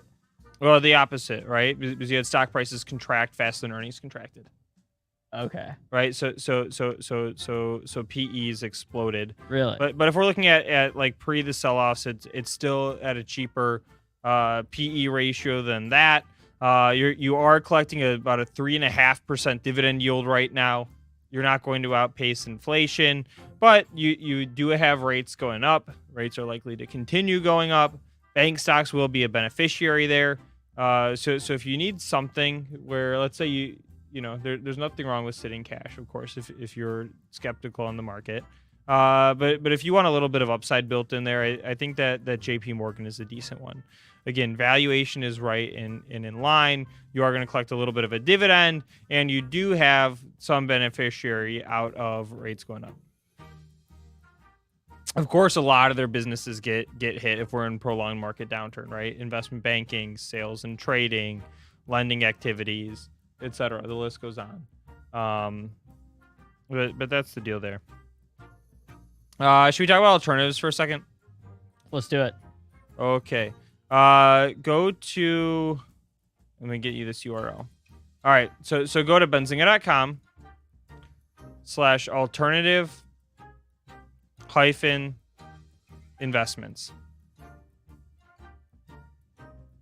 Okie dokie. All right. This is something that I started dabbling into within the past 6 months. Scroll down for me. Alrighty. So what do we have on the table here? What we have is companies that are democratizing individuals being able to invest in primarily properties, right? These are single-family housing, it's multifamily housing, it's commercial properties, it's medical, real estate, etc. Basically, the way that it works is There is a property manager that wants to go out, acquire some building. They want to typically invest X amount of dollars into that building when they acquire it. They have a thesis that either the value of the building will appreciate, they'll be able to increase occupancy, they'll be able to charge more for rents. They're going to pay down the debt component that they used to acquire the building. And then 5 to 10 years from now, they are going to sell that building, and you are going to realize some sort of IRR for your stake in that building, right? You're writing a check typically for, let's call it $10,000 to $50,000 in order to get some exposure into these Well, properties. some of these single family homes you can get in for $100 minimum investment. There you go. That's cool. A lot of them, yeah. A lot of them require you to be an accredited investor. Not all of them do. So you can use this little cool tool here. And then here's what's neat. Yeah, play around with that for me, producer AB. Like what I like to do is, let's say that you are interested in medical and farmland. This is something that we made at Benzinga. This one is like a little bit of my baby over the past couple months. It was something that I was doing for myself repeatedly in order to screen out all these deals, which ones are most interesting, because you're picking the specific deal that you want exposure to. We said, okay, let's make this available for everybody else. So select farmland as an example. Okay. Here, let me reset my filters. Available property types. So I don't know if this is... No. So on the left. Look, you got office. I know, but it's like not... I don't know what's going on, but it's not letting me scroll down on this part. Here, refresh your page. Okay. See if you Oh, can see that that. now once I got to the bottom there. All right, there you is. go. All right. Give me farmland. Farmland. So like here's the idea, right? Is that... Wait, I gotta There you go. All right, if you have some general thesis on farmland, right? Here are 3 farms that somebody's looking to acquire. They need to raise capital to acquire this. Do you want to get into this farm? So click on that first one as an example. Hit the Get Details button. So it's going to take you to this company called Acre Trader, right? Which this is the company that is basically serving as the platform for these property acquirers in order to list the deals that they want to do on here. You create your free account with Acre Trader, and then you can read the deal prospectus, right? So you can read about, hey, why are we buying this property? What's the thesis on it? What are the risks? How long are we planning to hold this property for? Are you going to be receiving distribution checks as time goes on because we think that XYZ might appreciate, etc. And there you have it. All your details right there. I know. Cool non-correlated investment idea. Yeah, I actually really like this because it is for someone like myself, Luke, who's 25. Thought you were turning 30 today. Yeah, sorry. It's one of those things where I like to say I'm younger than I am, but it's gonna be hard for me to like buy a home. So this is a way I can get invested into real estate without having to put all that money up front for a down payment for a home. Make your own mortgage. Take out a personal loan. Invest that money in like a No, that's probably a bad idea. We can talk about it off air. Okay. Invest that money there, and there you go. You just manufactured your own mortgage, so you're leveraged, and you can take advantage of your leverage returns on property appreciation. Yeah. See, I was just looking at here on the Acre Trader website. They have this compare and contrast farmland to other investments. No leverage, check mark for farmland. Not if you lever up, get a personal loan, get some leverage, then use that. Exactly. Oh yeah. All right, I gotta hop on a 1 o'clock call, guys. So my time is coming to an end. Last thing that I will say is I hope to see you all in Vegas next weekend. This is basically your last chance. I'm gonna be hanging out with producer AB in Vegas for 2 days, hosting a huge conference. There's gonna be over 30 speakers there. 2 days of education, partying, networking, community building. Tickets are not very expensive. They're not free. It's $400, but it comes with your food, your drinks for the 2 days, and pretty much just covers the cost for us to put this thing on. Hell yeah. It is going to be a great time, Luke. I'm excited. And this is Link is in the chat. Join us. It's going to be a blast. It's one of those things that like it's going to be a blast, but also if you want to take it more seriously, like we're gonna have our Chris Capri who runs our options school, Mark Petrino who runs our trading academy. Like if you want to make it like a 2-day boot camp, you want to learn how to take your trading and investing to the next level, it's the place for you. right? It's going to be best of both worlds. We're going to have the fun, good networking. You're going to get to meet other people you may know on FinTwit, you may know in the Benzinga chat, but you've never met in person. I don't know if Born to Be Free is out there, but he was at the last one. He can speak to how fun it is. But all right, y'all. Smash the like for Mr. Jacobi, coming on every Thursday, giving us some hot trade ideas and good market insight. Let's go ahead and keep the show rolling. We do have our next guests here. We've got Robert and Matt. They were on the show a few months ago. Excited to get them back on. Fun guys, run their own podcast. They'll talk more about it. So without further ado, let's get them on the show.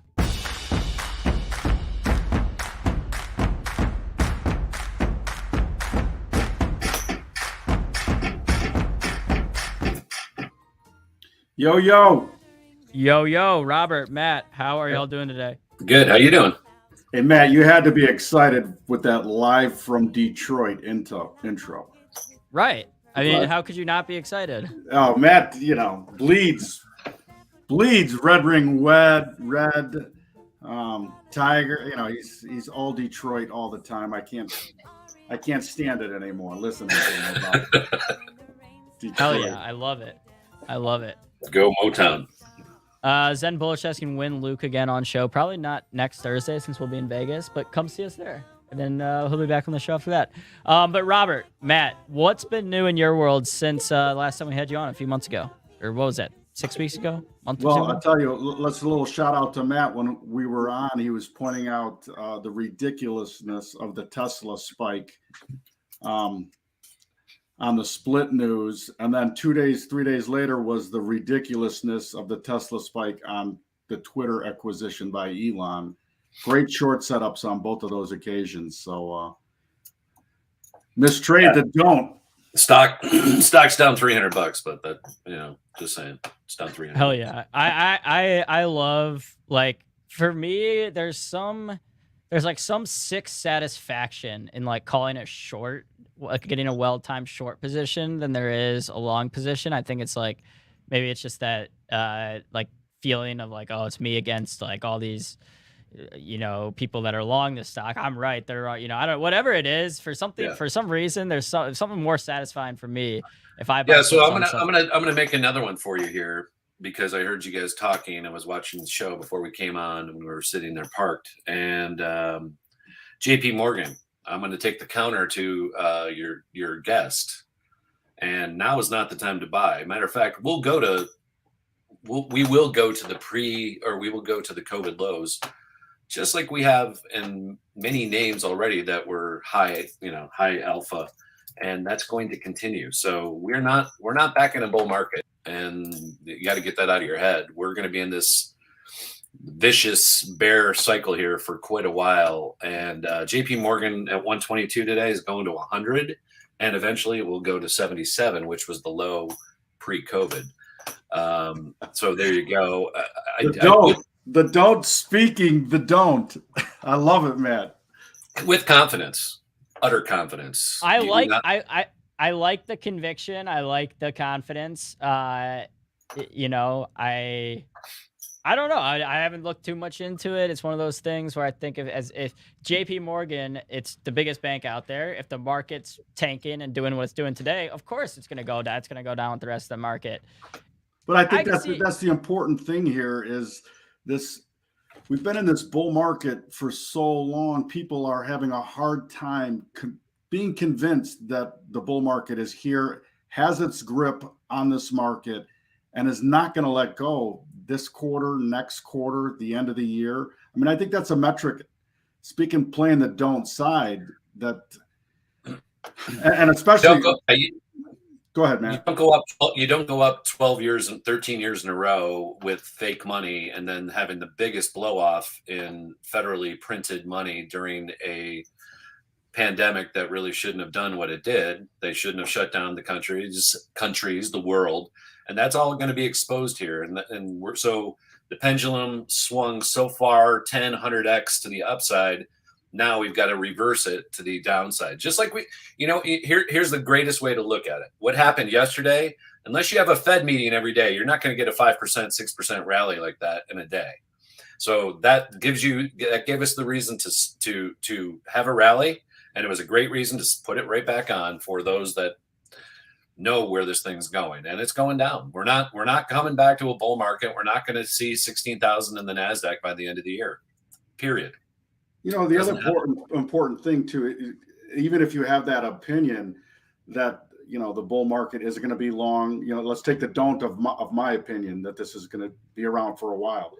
At least wait, like JP Morgan's a perfect example. At least wait on a standard deviation modeling basis that is out of lower momentum, the way we describe it at Market Vitals. And I used to say this all the time in the agricultural markets in Chicago on the trading floor. Like, you have this Jones that cattle's going here or soybeans are going there. At least wait till the absence of weakness has evolved. And we haven't done that in JP Morgan in particular on the weekly, on the longer time frame. And in that matter, these indexes are just rolling over on the longer time frames. So, yeah, and I mean, I think too, with just that's the kind of with the overall market weakness, right? It's a lot of people want to go out there and try to time the bottom and buy calls, and because they're looking for this bounce. But it's like what you guys are talking about. It's like weakness begets more weakness. Like the trend is going. It's like inertia. It's the whatever that is, law of physics. I don't know, law of physics. The things in motion are going to stay in motion. Exactly. Yeah, so if things are going down, they're going to keep going down until it's stopped, and it hasn't stopped yet. So until we get that, it's not going to be a day like yesterday where the market's up 3.5% in one day. No, it's going to be a week where the SPY is up 4 out of 5 days. Maybe it's up 0.5% each of those days, and then it's like, oh, okay, here we had 4 out of 5 green days. That's going to be more indicative of the bottom than 3.5% green day. Yeah, and the other thing too, speaking to the downside of it, like today's break was incredibly orderly. I mean, it was like, it reminded me of the algo to the upside. Yeah, we have yet to see fear. Here's the whole thing: we're down 25% on the NASDAQ from all-time highs, but we have yet to see any fear at all. And until you start seeing some fear. And again, it's just beginning. I mean, interest rates just went from 2.5 to almost 5.5 in less than 6 weeks. So the market hasn't even begun to feel that effect. And oil's not going to go down anytime soon. Matter of fact, I think it's going to possibly see 200 a barrel. And as long as 90 holds, I don't see that changing.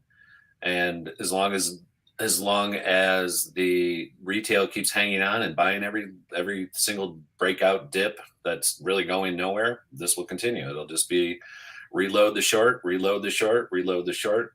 It takes a long time, and we've only been going down for 4 or 5 months. So again, you don't go up for 12 years and then 4 months and then reverse it and go to new highs again. It just doesn't work that way. That's 35 years of trading experience talking. So you can say whatever you want. You can say the Fed's going to save us. You can have all these beliefs, but you're just going to end up holding the bag if you're buying and holding right now. So, I'm very, it's easy to say when we're down on a day like this, but it's easy to say that we're not going up at all. And what exactly is where's the good news going to come from? Why is Bitcoin selling off? Why is Bitcoin on its way to 10,000? Again, man, we talked about this yesterday, and I'm actually a big fan of the crypto space. And there was a great headline today about the IMF being concerned. You want to talk about inertia. The IMF being concerned that an African country is going to make Bitcoin legal tender, the second one after Panama. Mm-hmm. They're concerned because of their institutional inertia that they've had for 70 years on these emerging countries. But again, we talked about it yesterday. Until there's a disconnect in the correlation between Bitcoin and U.S. indices, there's no chance it can do what everybody. And until retail is talking about shorting, which they won't until the absolute bottom, I'm happy to take the opposite side. I'm happy.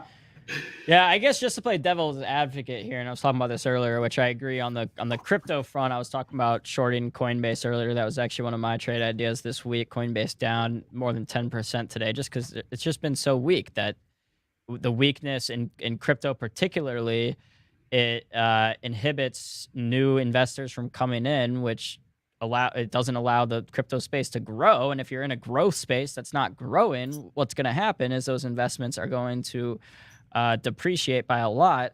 But just I guess to play devil's advocate on the overall market, my point earlier that I made was that, and I do think in the short term we're going to keep seeing weakness, but I do think when we rally, we may rally quicker than in the past, just because the markets are quicker. Like yesterday's rally, absolutely. You go to the high of the 10-day range. Yep. Right, and you guys could speak to this more than I can because you guys have been doing this longer, but the trading atmosphere and it's just different now than what it was. I mean, you look at like options trading didn't have now option trading is so prevalent that the options flows will oftentimes impact the stock prices, where in the past it was like the stocks would move and that was impacting the options flow. That in addition to more computer trading and algo trading and quant trading, like might just make for quicker moves. So when that rally does come, maybe I'm not saying we're going to see a V-shaped recovery like during the COVID, but maybe it just happens over a quicker span than in the past what that recovery would have taken like. You know, I mean, I've said it, I'll say it again. We're never going back to those highs in the next decade. There I said it. It's to the highs of like January, a few months ago, or November. Exactly.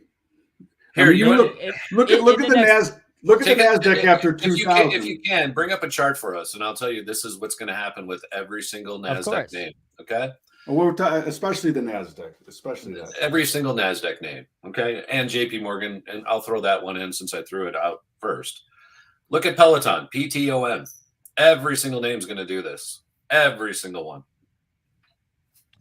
I disagree, but I guess time will tell. I obviously hope you guys. And here's the beautiful thing is that, and we say this all the time on Market Vitals. In my opinion, Matt's opinion, it doesn't matter. We're saying this. People have actually put money on this opinion. That's actually what matters. Right. So the most important thing is that. But bring up a 3-year chart on Peloton, please. All right. Let's look. All right, we'll go to weekly candles. That'll give us... I encourage people, and also I want to encourage your viewers to look at the longer term. Like if everything I look at now as a trader, I'm going back to 2019, and the reason is this whole move from 17, where we're back to 170, 10x. This is a perfect 10x example. Is because of COVID. It was all made up to push print fiscal monetary policy, both of them, right, to extremes that we've never seen. To your point, that has to be washed out of the system. There's so much froth. It has to. It was all fake.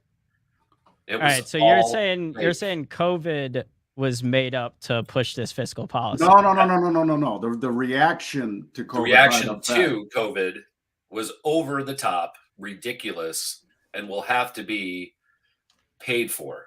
I disagree, because I mean, you can look at like Tesla's stock, and like Tesla was making these crazy moves before, like we had loose fiscal policy and low interest rates before COVID hit. Like, let me pull up Tesla's. Absolutely, we did, but we didn't go 10x in a matter of 6 months. Yeah, but we had never had like the Fed putting money into the, and interest rates going to zero, almost negative. Like that was just, we had never had that before. So let's continue on that thread. What are the chances that we go back to 0% interest rates with inflation screaming?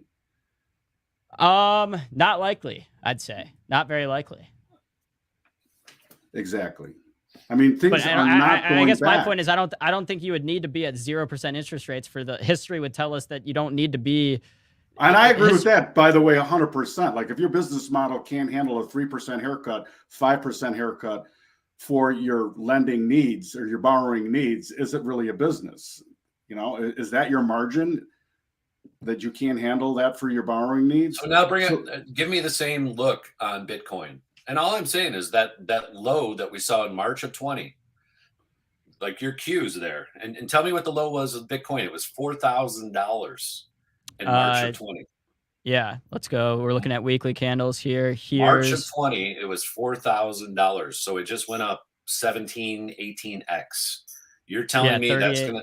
You're telling me that's normal. Okay. I'm not saying it's normal. I mean, like, I'm just saying historically. If you want to buy that chart, I'll sell it all the way down to 10,000 for you. So I will gladly sell to you. We can take our transaction off Coinbase, and I will sell directly to you anytime you want. Now here's a great this chart. You want to buy 36,000 here? I'll sell it to you. You want to buy 30? I'll sell it to you. You want to buy 20? I'll sell it to you. This is the QQQ trust up there, Matt. I mean, if you don't think that that's right-sided, I mean, it's like if that was a baseball hitter's batting average, right? You'd say, you know what? I think he's past his prime. And I think it's going back fully on the right side, just like the Peloton did. Look at Kathy Ark. She had and by the way, biggest inflows of the year yesterday. And now all of those people how much are they underwater today? 6%. Well, thanks for the daily update, Matt. I mean, so go ahead. It's delusional to think that everything that's going on now, that we're going to go back, and the only way we go back to the new highs, back to my further argument, is if we go back to where it was before, where there was no inflation and there was 0% rates. The Fed was packing its balance sheet, and there was the backstop there. You know, we talk about go ahead. I mean, that might be what's needed to have like this crazy surge in some of these assets, in Bitcoin, in Peloton, in Tesla. And I think you can have like certain assets that are bubble assets that burst without the whole thing being that. And I just am saying, like, historically, and I agree with you. Like I said earlier, like, it's inertia. Like things have been going down. They're going to keep going down until they aren't. And by the way, when that level breaks, which was like early 2011, what is that, 300? When that goes, we will whoosh another 100 like faster than you can imagine. If you think today's shocking, just wait. Here's another great chart to pull up. Pull up the SQQQ. Well, yeah, but this is inverse leverage, so the charts are always wonky. I mean, it's hard. Yeah, it's hard to. Since like going back on this at 9,000, 7,000 down here to 50, but because it's inverse leverage. Again, but my point here is this is a pretty cheap insurance policy.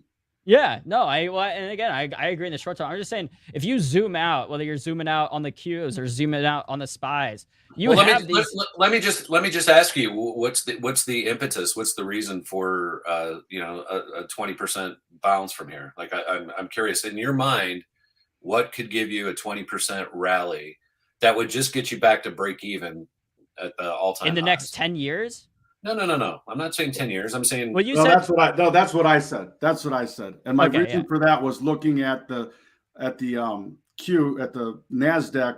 after the 2000 burst. If you look at that time frame, in fact, it's pretty interesting when you look at that time frame. If you overlay that time frame on where we are now, yes. Not only that, man. To the 2000s? The 2000s, like basically 98 to 2003. Look at that. I guess. I don't know how comparable. I mean, if you looked at like the PEs of some of those like .com companies and stuff compared to, I mean, even looking at like Facebook's right now, Facebook's PE, like it's just, I don't know how comparable the valuations of a lot of these companies are, talking about like the companies that are actually, because we can pull up all the Pelotons we want that are, the charts are going to look like that and that are going to, never get back to those prices that they were at. I completely agree. 100%. All those companies, like there's a whole group of them. But you don't believe Facebook and Apple can still get cut in half from here, and I do. That's the difference. So I think my biggest thing that I disagree with so far, and I guess this is coming more from Robert, that in 10 years, by the way, you're saying you would sell me Bitcoin anywhere. I'm not trying to buy Bitcoin. I don't own any. I'm bearish Bitcoin here, but I would bet you guys each however much money you want to bet that in the next 10 years, the SPY is back up to its previous highs a few months ago. Again, 10 years. So this bet would end May 5th, 2032. And looking at a chart of the SPY of the Qs, this happens. It gets overextended. We get sell-offs. But what happens over time is they recover and it goes back up. And to answer your question of what do I think we would need to see happen to get this 20% move to the upside, I think all these negative headwinds that we have, whether you're talking about inflation, supply chain issues, which has worsened with COVID lockdowns in China, obviously the war and all these things. I think we're getting through the brunt of it, a lot of it now. If we continue to see inflation increasing, it'll be at a slower rate than it has been increasing. Otherwise, we're all fucked anyway. I mean, if inflation keeps going, if we go from our inflation now to hyperinflation and our dollar becomes like worthless, then we're all fucked. I don't care about what we're talking about investing because we're gonna be screwed. So I'd rather hope for we are gonna see inflation slow down a little bit. What kind of guns are you looking at then? Guns or knives, Butch? Guns or knives? I don't know. No, but seriously, I'd be curious. Go ahead. I'd be curious to, again, we've never in the history of the U.S. markets, we've never had a situation like we just had over the last 14 years, right? And it wasn't just COVID, and this isn't new. This started back in 2008 when Obama came in and saved all the banks, right? We saved them all. We shouldn't have saved them then. We've made it worse. Eventually, it has to be paid. This is the way it works. So this froth has been falsely manufactured by an entity that is not part of the government, the FOMC. I don't even want to get into the whole FOMC discussion. Everybody knows it's a fraudulent, organization for the elites. It's not a big deal. But eventually they will get caught and eventually they will be pinched. There's a reason why Klaus Schwab is out there pushing the one world order. There's a reason why they are trying to collapse this, because they know all the sovereign debt is so far underwater, pensions cannot be paid. This has, I don't know how to tell you this, but it has to be worked out. Everybody doesn't win. It doesn't work that way. And it's not everybody gets to win forever and ever. Well, and by that discussion, then I saw the tweet today: sovereign debt worldwide 300 trillion, and the crypto market cap's only 7. If you want a place to run, crypto seems to be especially Bitcoin, not the rest of crypto, but Bitcoin seems to be the answer to that. Yeah. Today's headline: world's largest family-owned private bank, of course out of Switzerland, has okayed their private club members to own Bitcoin. You know what? It's a crazy mixed up world. And back to what I said earlier, if this thing does get halved, if we have a 2000 type meltdown, it's going to be a while before that dust settles. And that's all I'm pointing out. And more importantly, I'm wrong. And I know I'm wrong when the standard deviation modeling tells me so. Like, I'm a big believer in standard deviation modeling and the slope of standard deviation lines. And once the market can prove it to me, I got no problem flip-flopping my position and jumping right back on the long bandwagon. It's just not there right now.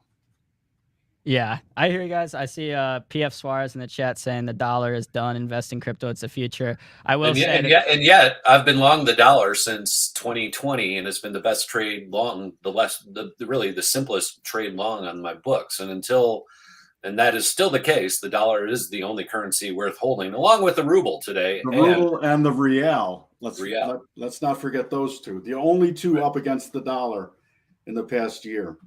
Yeah, I know I've been seeing tweets that are like, oh, inflation's 10% over the last year. Unless you bought Bitcoin a year ago, then it's 50%, because the price has been cut in half. But all right, Matt, Robert, where can folks find more from you guys? We stream every day on Twitter at marketvitals.io is our Twitter handle. We also have a community at marketvitals.io.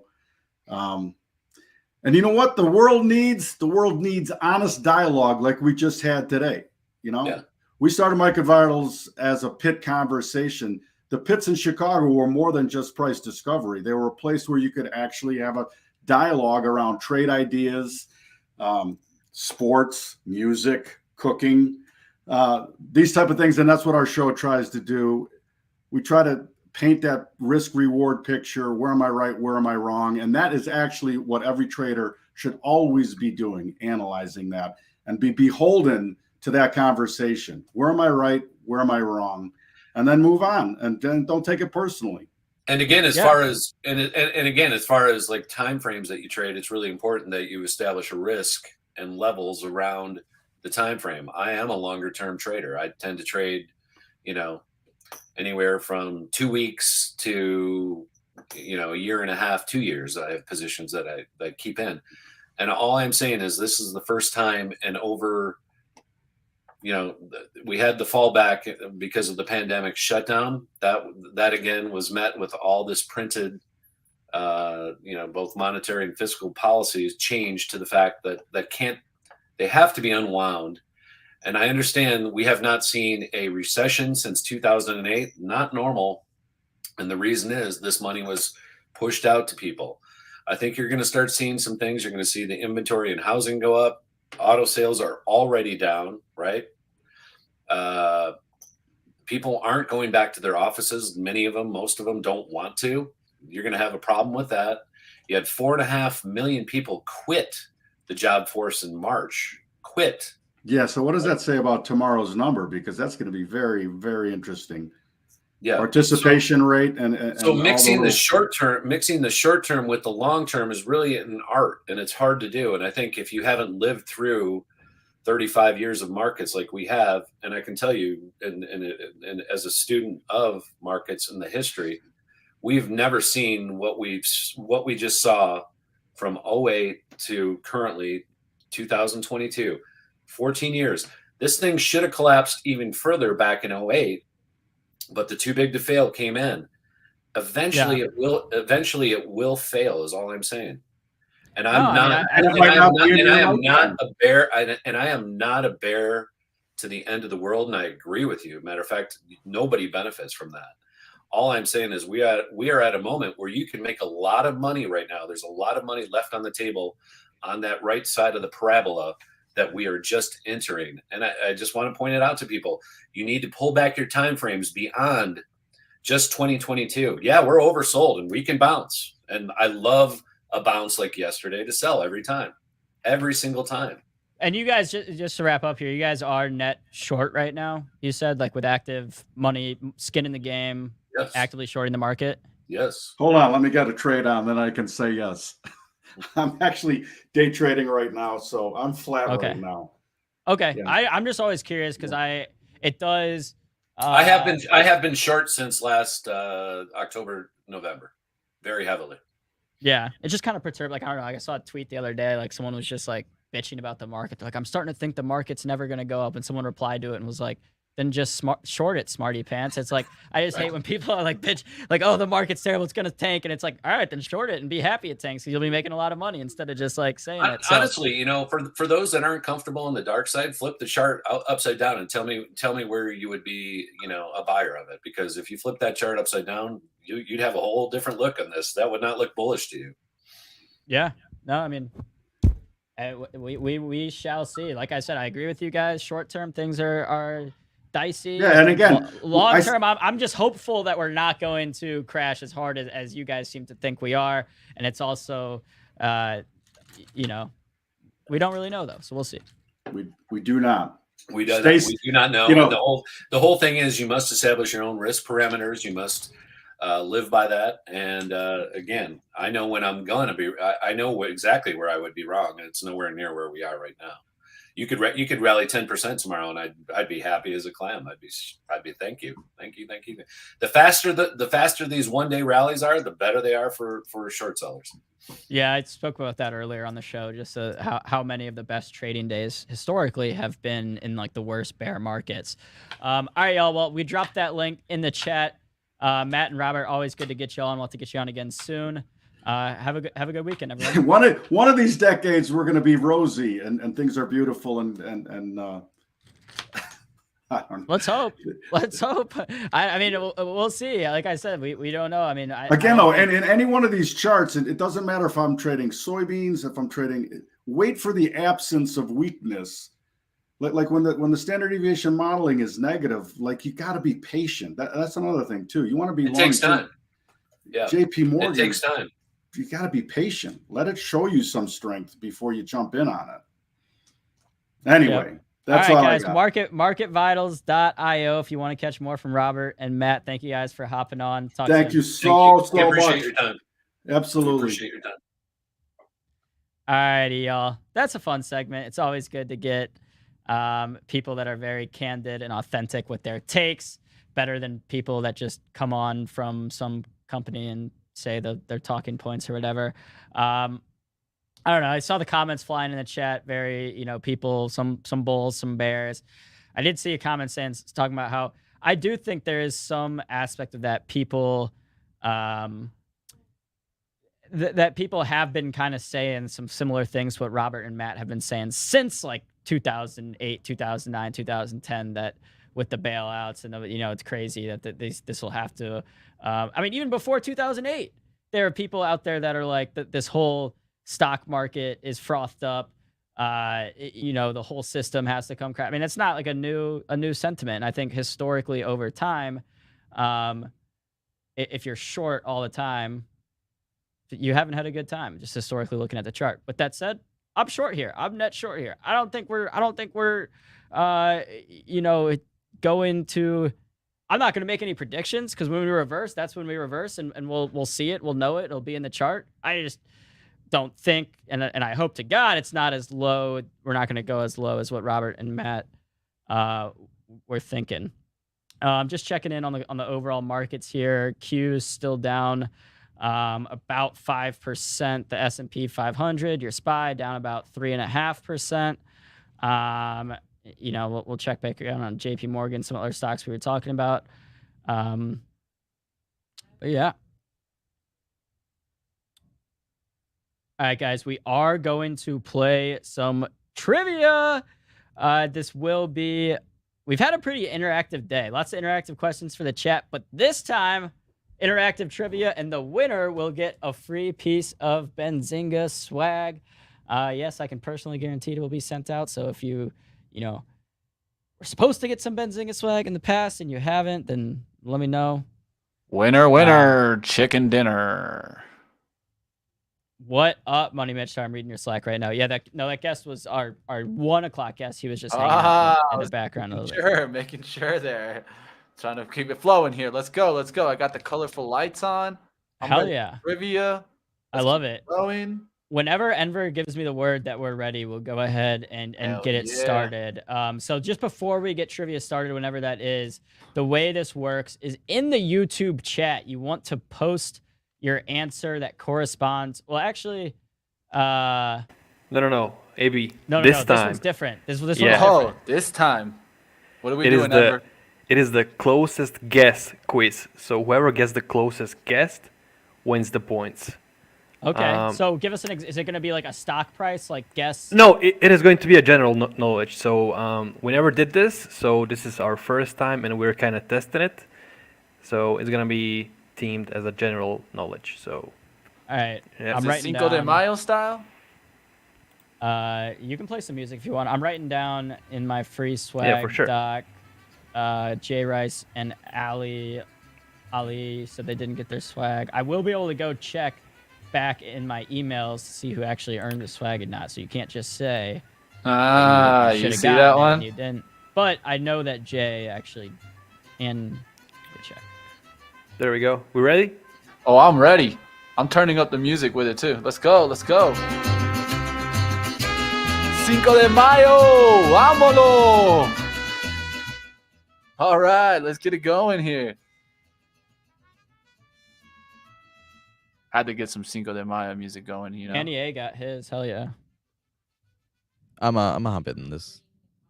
Manny, we got Rohan in the back. Enver, you got to play too, man.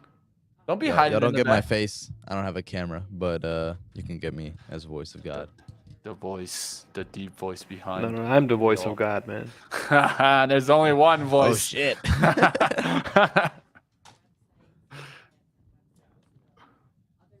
Lord, then you gotta join in. You gotta have some fun, man. How How many many- times does the heart beat per day? Oh shit. Ooh, all right. 60 times a minute. Lord, I'm dying. 3. So Where's my heartbeat, man? 360. Oh, I got one. There he goes. I was like, I know I got one of those things. I'm just go high. I'm gonna go like 300,000. Oh, it was 100. Lol. No, that's not the answer. Yeah, it's just putting up the answers as they're coming in. No. It says right there the correct answer.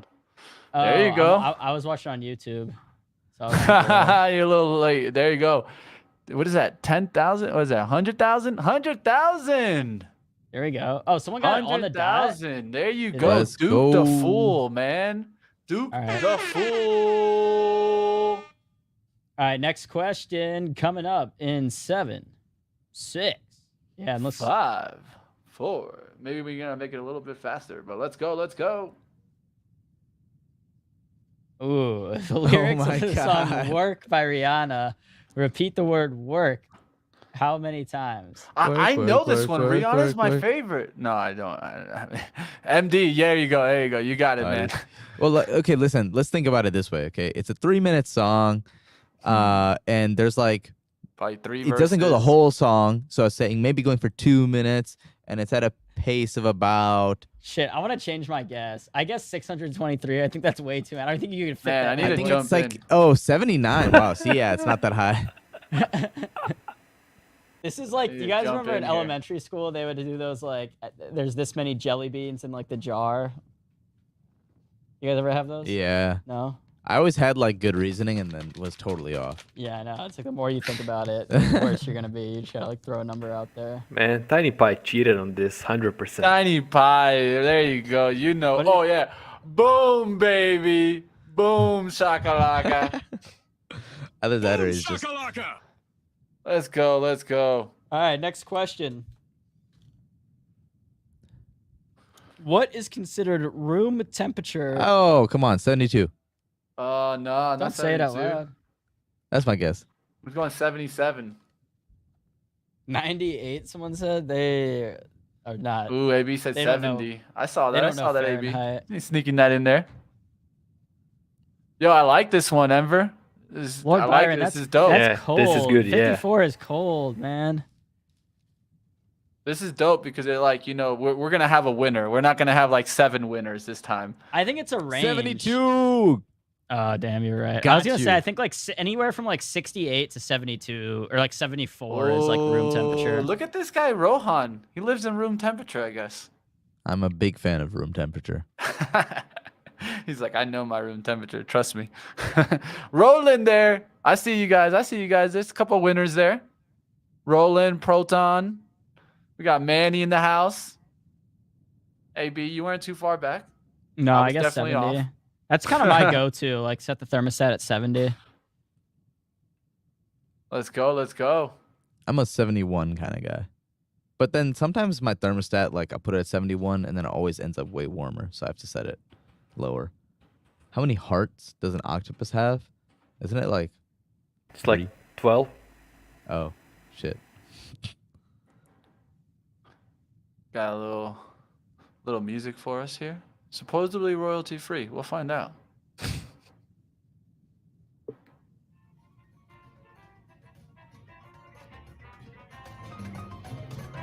Ooh. Got a nice little groove to it. The funny part is it's just that it's mixing. Mm. That was interesting right there. All right, how many hearts does an octopus have? Oh, The it is correct 3. answer Holy is crap. 3. Now, who got it? A lot of people got it. Hey, That was I see a it. clean guess on my part. Look at AB. Chris B. Clean is the first one I see, but oh no, Christian Gallagher. There you go. Christian Gallagher. Gotta have a Gallagher, you know? What do you guys think of the suspenseful music here? I like it. I think it goes well with the music. Yeah. Let's go. Let's go. How many volts does an electric eel give off? This is a. It's probably a lot. I have no clue. Put I it this bet way. they I wouldn't want to have, mess with them. I don't even know how many, like, what a volt, like, I don't know, like, is it in the I'm gonna say, like, thousands? Is it in the... I'm gonna say 100,000. I'm just gonna say 100 volts. 100 volts. The thing is, you don't need high voltage to kill someone. You can have high amperage. Ah, amperage. you see there? That might be what I'm getting tricked with. The old amp to voltage trick. Who paid attention in science? We'll see. All you physics. Oh, 500. Wow. Okay. That's impressive.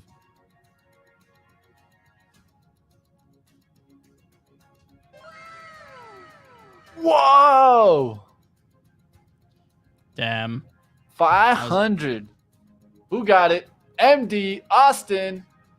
There you guys have it. Good job there. Tiny, you weren't too far off. And Duke the Fool he's coming in hot. I think Duke the Fool's winning right now. All right. Duke the Fool. Hey, no fooling Duke. I'm quitting my job, says Austin. There you All right, go. this one, I would hope that most of us know this. Oh, man. If we don't get this one right. This is an Enver question. Yeah. That one's definitely an Enver question there. He's like, I'm going to get him with this one. Hopefully someone. Hopefully. This guy Enver. Now, if he would have told us the states in Bosnia, no, I might have got it right. Could have got it wrong. Could have told me maybe the states in Germany. I would have got it wrong probably too, even though I should know it. I have a German citizenship. Oh, you do? That's kind of dope. Yeah, no, it's dope. I keep it in the back pocket. Don't tell the Americans though that. Yeah, unfortunately, all my lineage is from, India. No options there. Ah, they didn't give you the second country, man. I have like I'm in process for an overseas citizenship, but it's not the same as citizenship. I don't know. Sophia! I can still go live there if I want. Hey, there you go. That's what matters. Just can't Sophia. vote. There you go. We'll still give you a shout out because you were the first one to answer it. So. Yep. That is correct. Hey. All right, let's see what else we got. I'll read this one. How many breaths does the human body take daily? Dun dun dun. This one's an Okay, interesting I'm gonna one. guess it's probably gonna be somewhere in the range It's gonna be of high. 2,000 to 3,000. That's Wait, I'm what saying. was the heartbeats one? Heartbeats was You 100,000, see, I right? wanted to use that too. And heartbeats 100,000, and your beat, what resting heartbeat is like 100. So AB, I swear I wrote 20K before you wrote it. She stole it. oh damn, I don't okay. know. Mine was posted way before I know yours. you got it before mine. I was like, yo, this guy. I was just thinking, like, I was like 1/5, like every one breath for every 5 heartbeats sounds right. Maybe it's a little bit more than that. It's probably. Oh wait, is it? Oh, it's 22. 22. Someone had the actual. All right, Duke the Fool is looking this up. There's no way. Yo, he had Duke it. the Fool is either the best guy or we're the fool. That's the truth. You're fired. Duke. Yeah, we're gonna need to launch that. an investigation into Yeah, this. he's Yes. got a fast fingers, guys. He's googling this. Yeah, he has some 100%. He's using a phone a friend. Duke ain't no fool. Yep. Oh! Oh, let's go! Look at this guy. Look at this guy. I'm not even on the chart. That's when you know you're really bad. Duke the Fool, you couldn't catch me today, baby. Hey, we should make it that like you don't win unless you beat AB. Right? I mean that's gonna make it a little difficult. Well, for I AB, also but I will might say, I kind of had an unfair advantage because I got to like see the questions first in our in our streaming platform, and it's there's like a lag, so I was probably answering quicker than other people. Like I don't even think my answers were that good. You see what I'm saying? That's smart though. Now you know that the game's not Sneaky, just always sneaky. about being, right. You gotta sometimes just put it in early. So next time we play trivia, I will maybe I'll hop off the stream and just do it from YouTube, so I have like no advantage. Well, feedback from the chat. What do you guys think about this version of trivia versus the old one? I had more fun playing this way than multiple choice. Just me personally. Yeah, me too. I think so too. I thought it was a hit. Nice, guys. Good to know. Thank you. Duke the Fool. Hurt Scrambler saying his internet went down.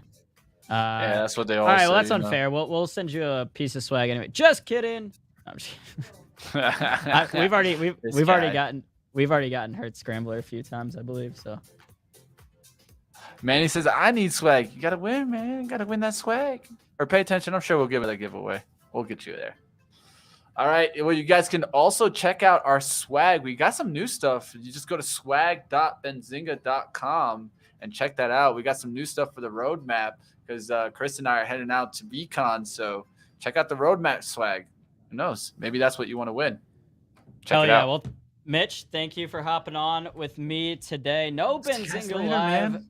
No Benzinga Live tomorrow, as Spencer and I will both be out, but we've got the roadmap starting up here in a few minutes, so stick around for the roadmap if you're into NFTs, into crypto. Let me do my final checks on here, going through the chat real quick. Please smash the like if you have not already. Been a tough day in the markets, but I've had a good time hanging out with you guys today, trying to find some silver lining on a tough day. But guys, it's been a pleasure. Probably going to end a few minutes early today. But stick around for the roadmap. This stream will redirect you there, so you don't need to go anywhere. But that show will start up in a few minutes. It should be right at 2 p.m. So, guys, again, smash the like if you have not already. We will be back on Monday.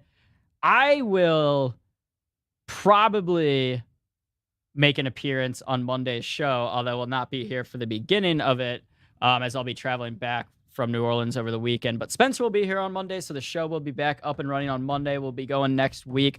I believe not on Thursday and Friday because we will be in Vegas for our FinTwit conference. I'm going to drop the link for that one more time. Again, guys, I know it's last minute at this point. The traveling might be a pain, but you guys do not want to miss this. This is our second iteration of, really Jonah Lupton's second iteration of one of these FinTwit events. He held one last fall in Orlando. Luke and I went down to that. It was awesome. It was so much fun that we decided we wanted to team up with Jonah and do an even bigger one this year. So that is what we are doing next week in Las Vegas. Tickets are cheap compared to other events, only like $350, $400. There's some good discount codes you can use. And you want to join us out in Vegas. It's going to be a good time. It's going to be informative. You're going to learn how to trade and take your investing to the next level. Guys like Chris Capri, Mark Petrino, all will be out there with us. So hope to see some of you guys there. Again, will not be live tomorrow. Hope everyone has a great weekend. Stay safe. It's Cinco de Mayo. Take a tequila shot for me. Safely, responsibly. Peace and love, y'all. This is Ben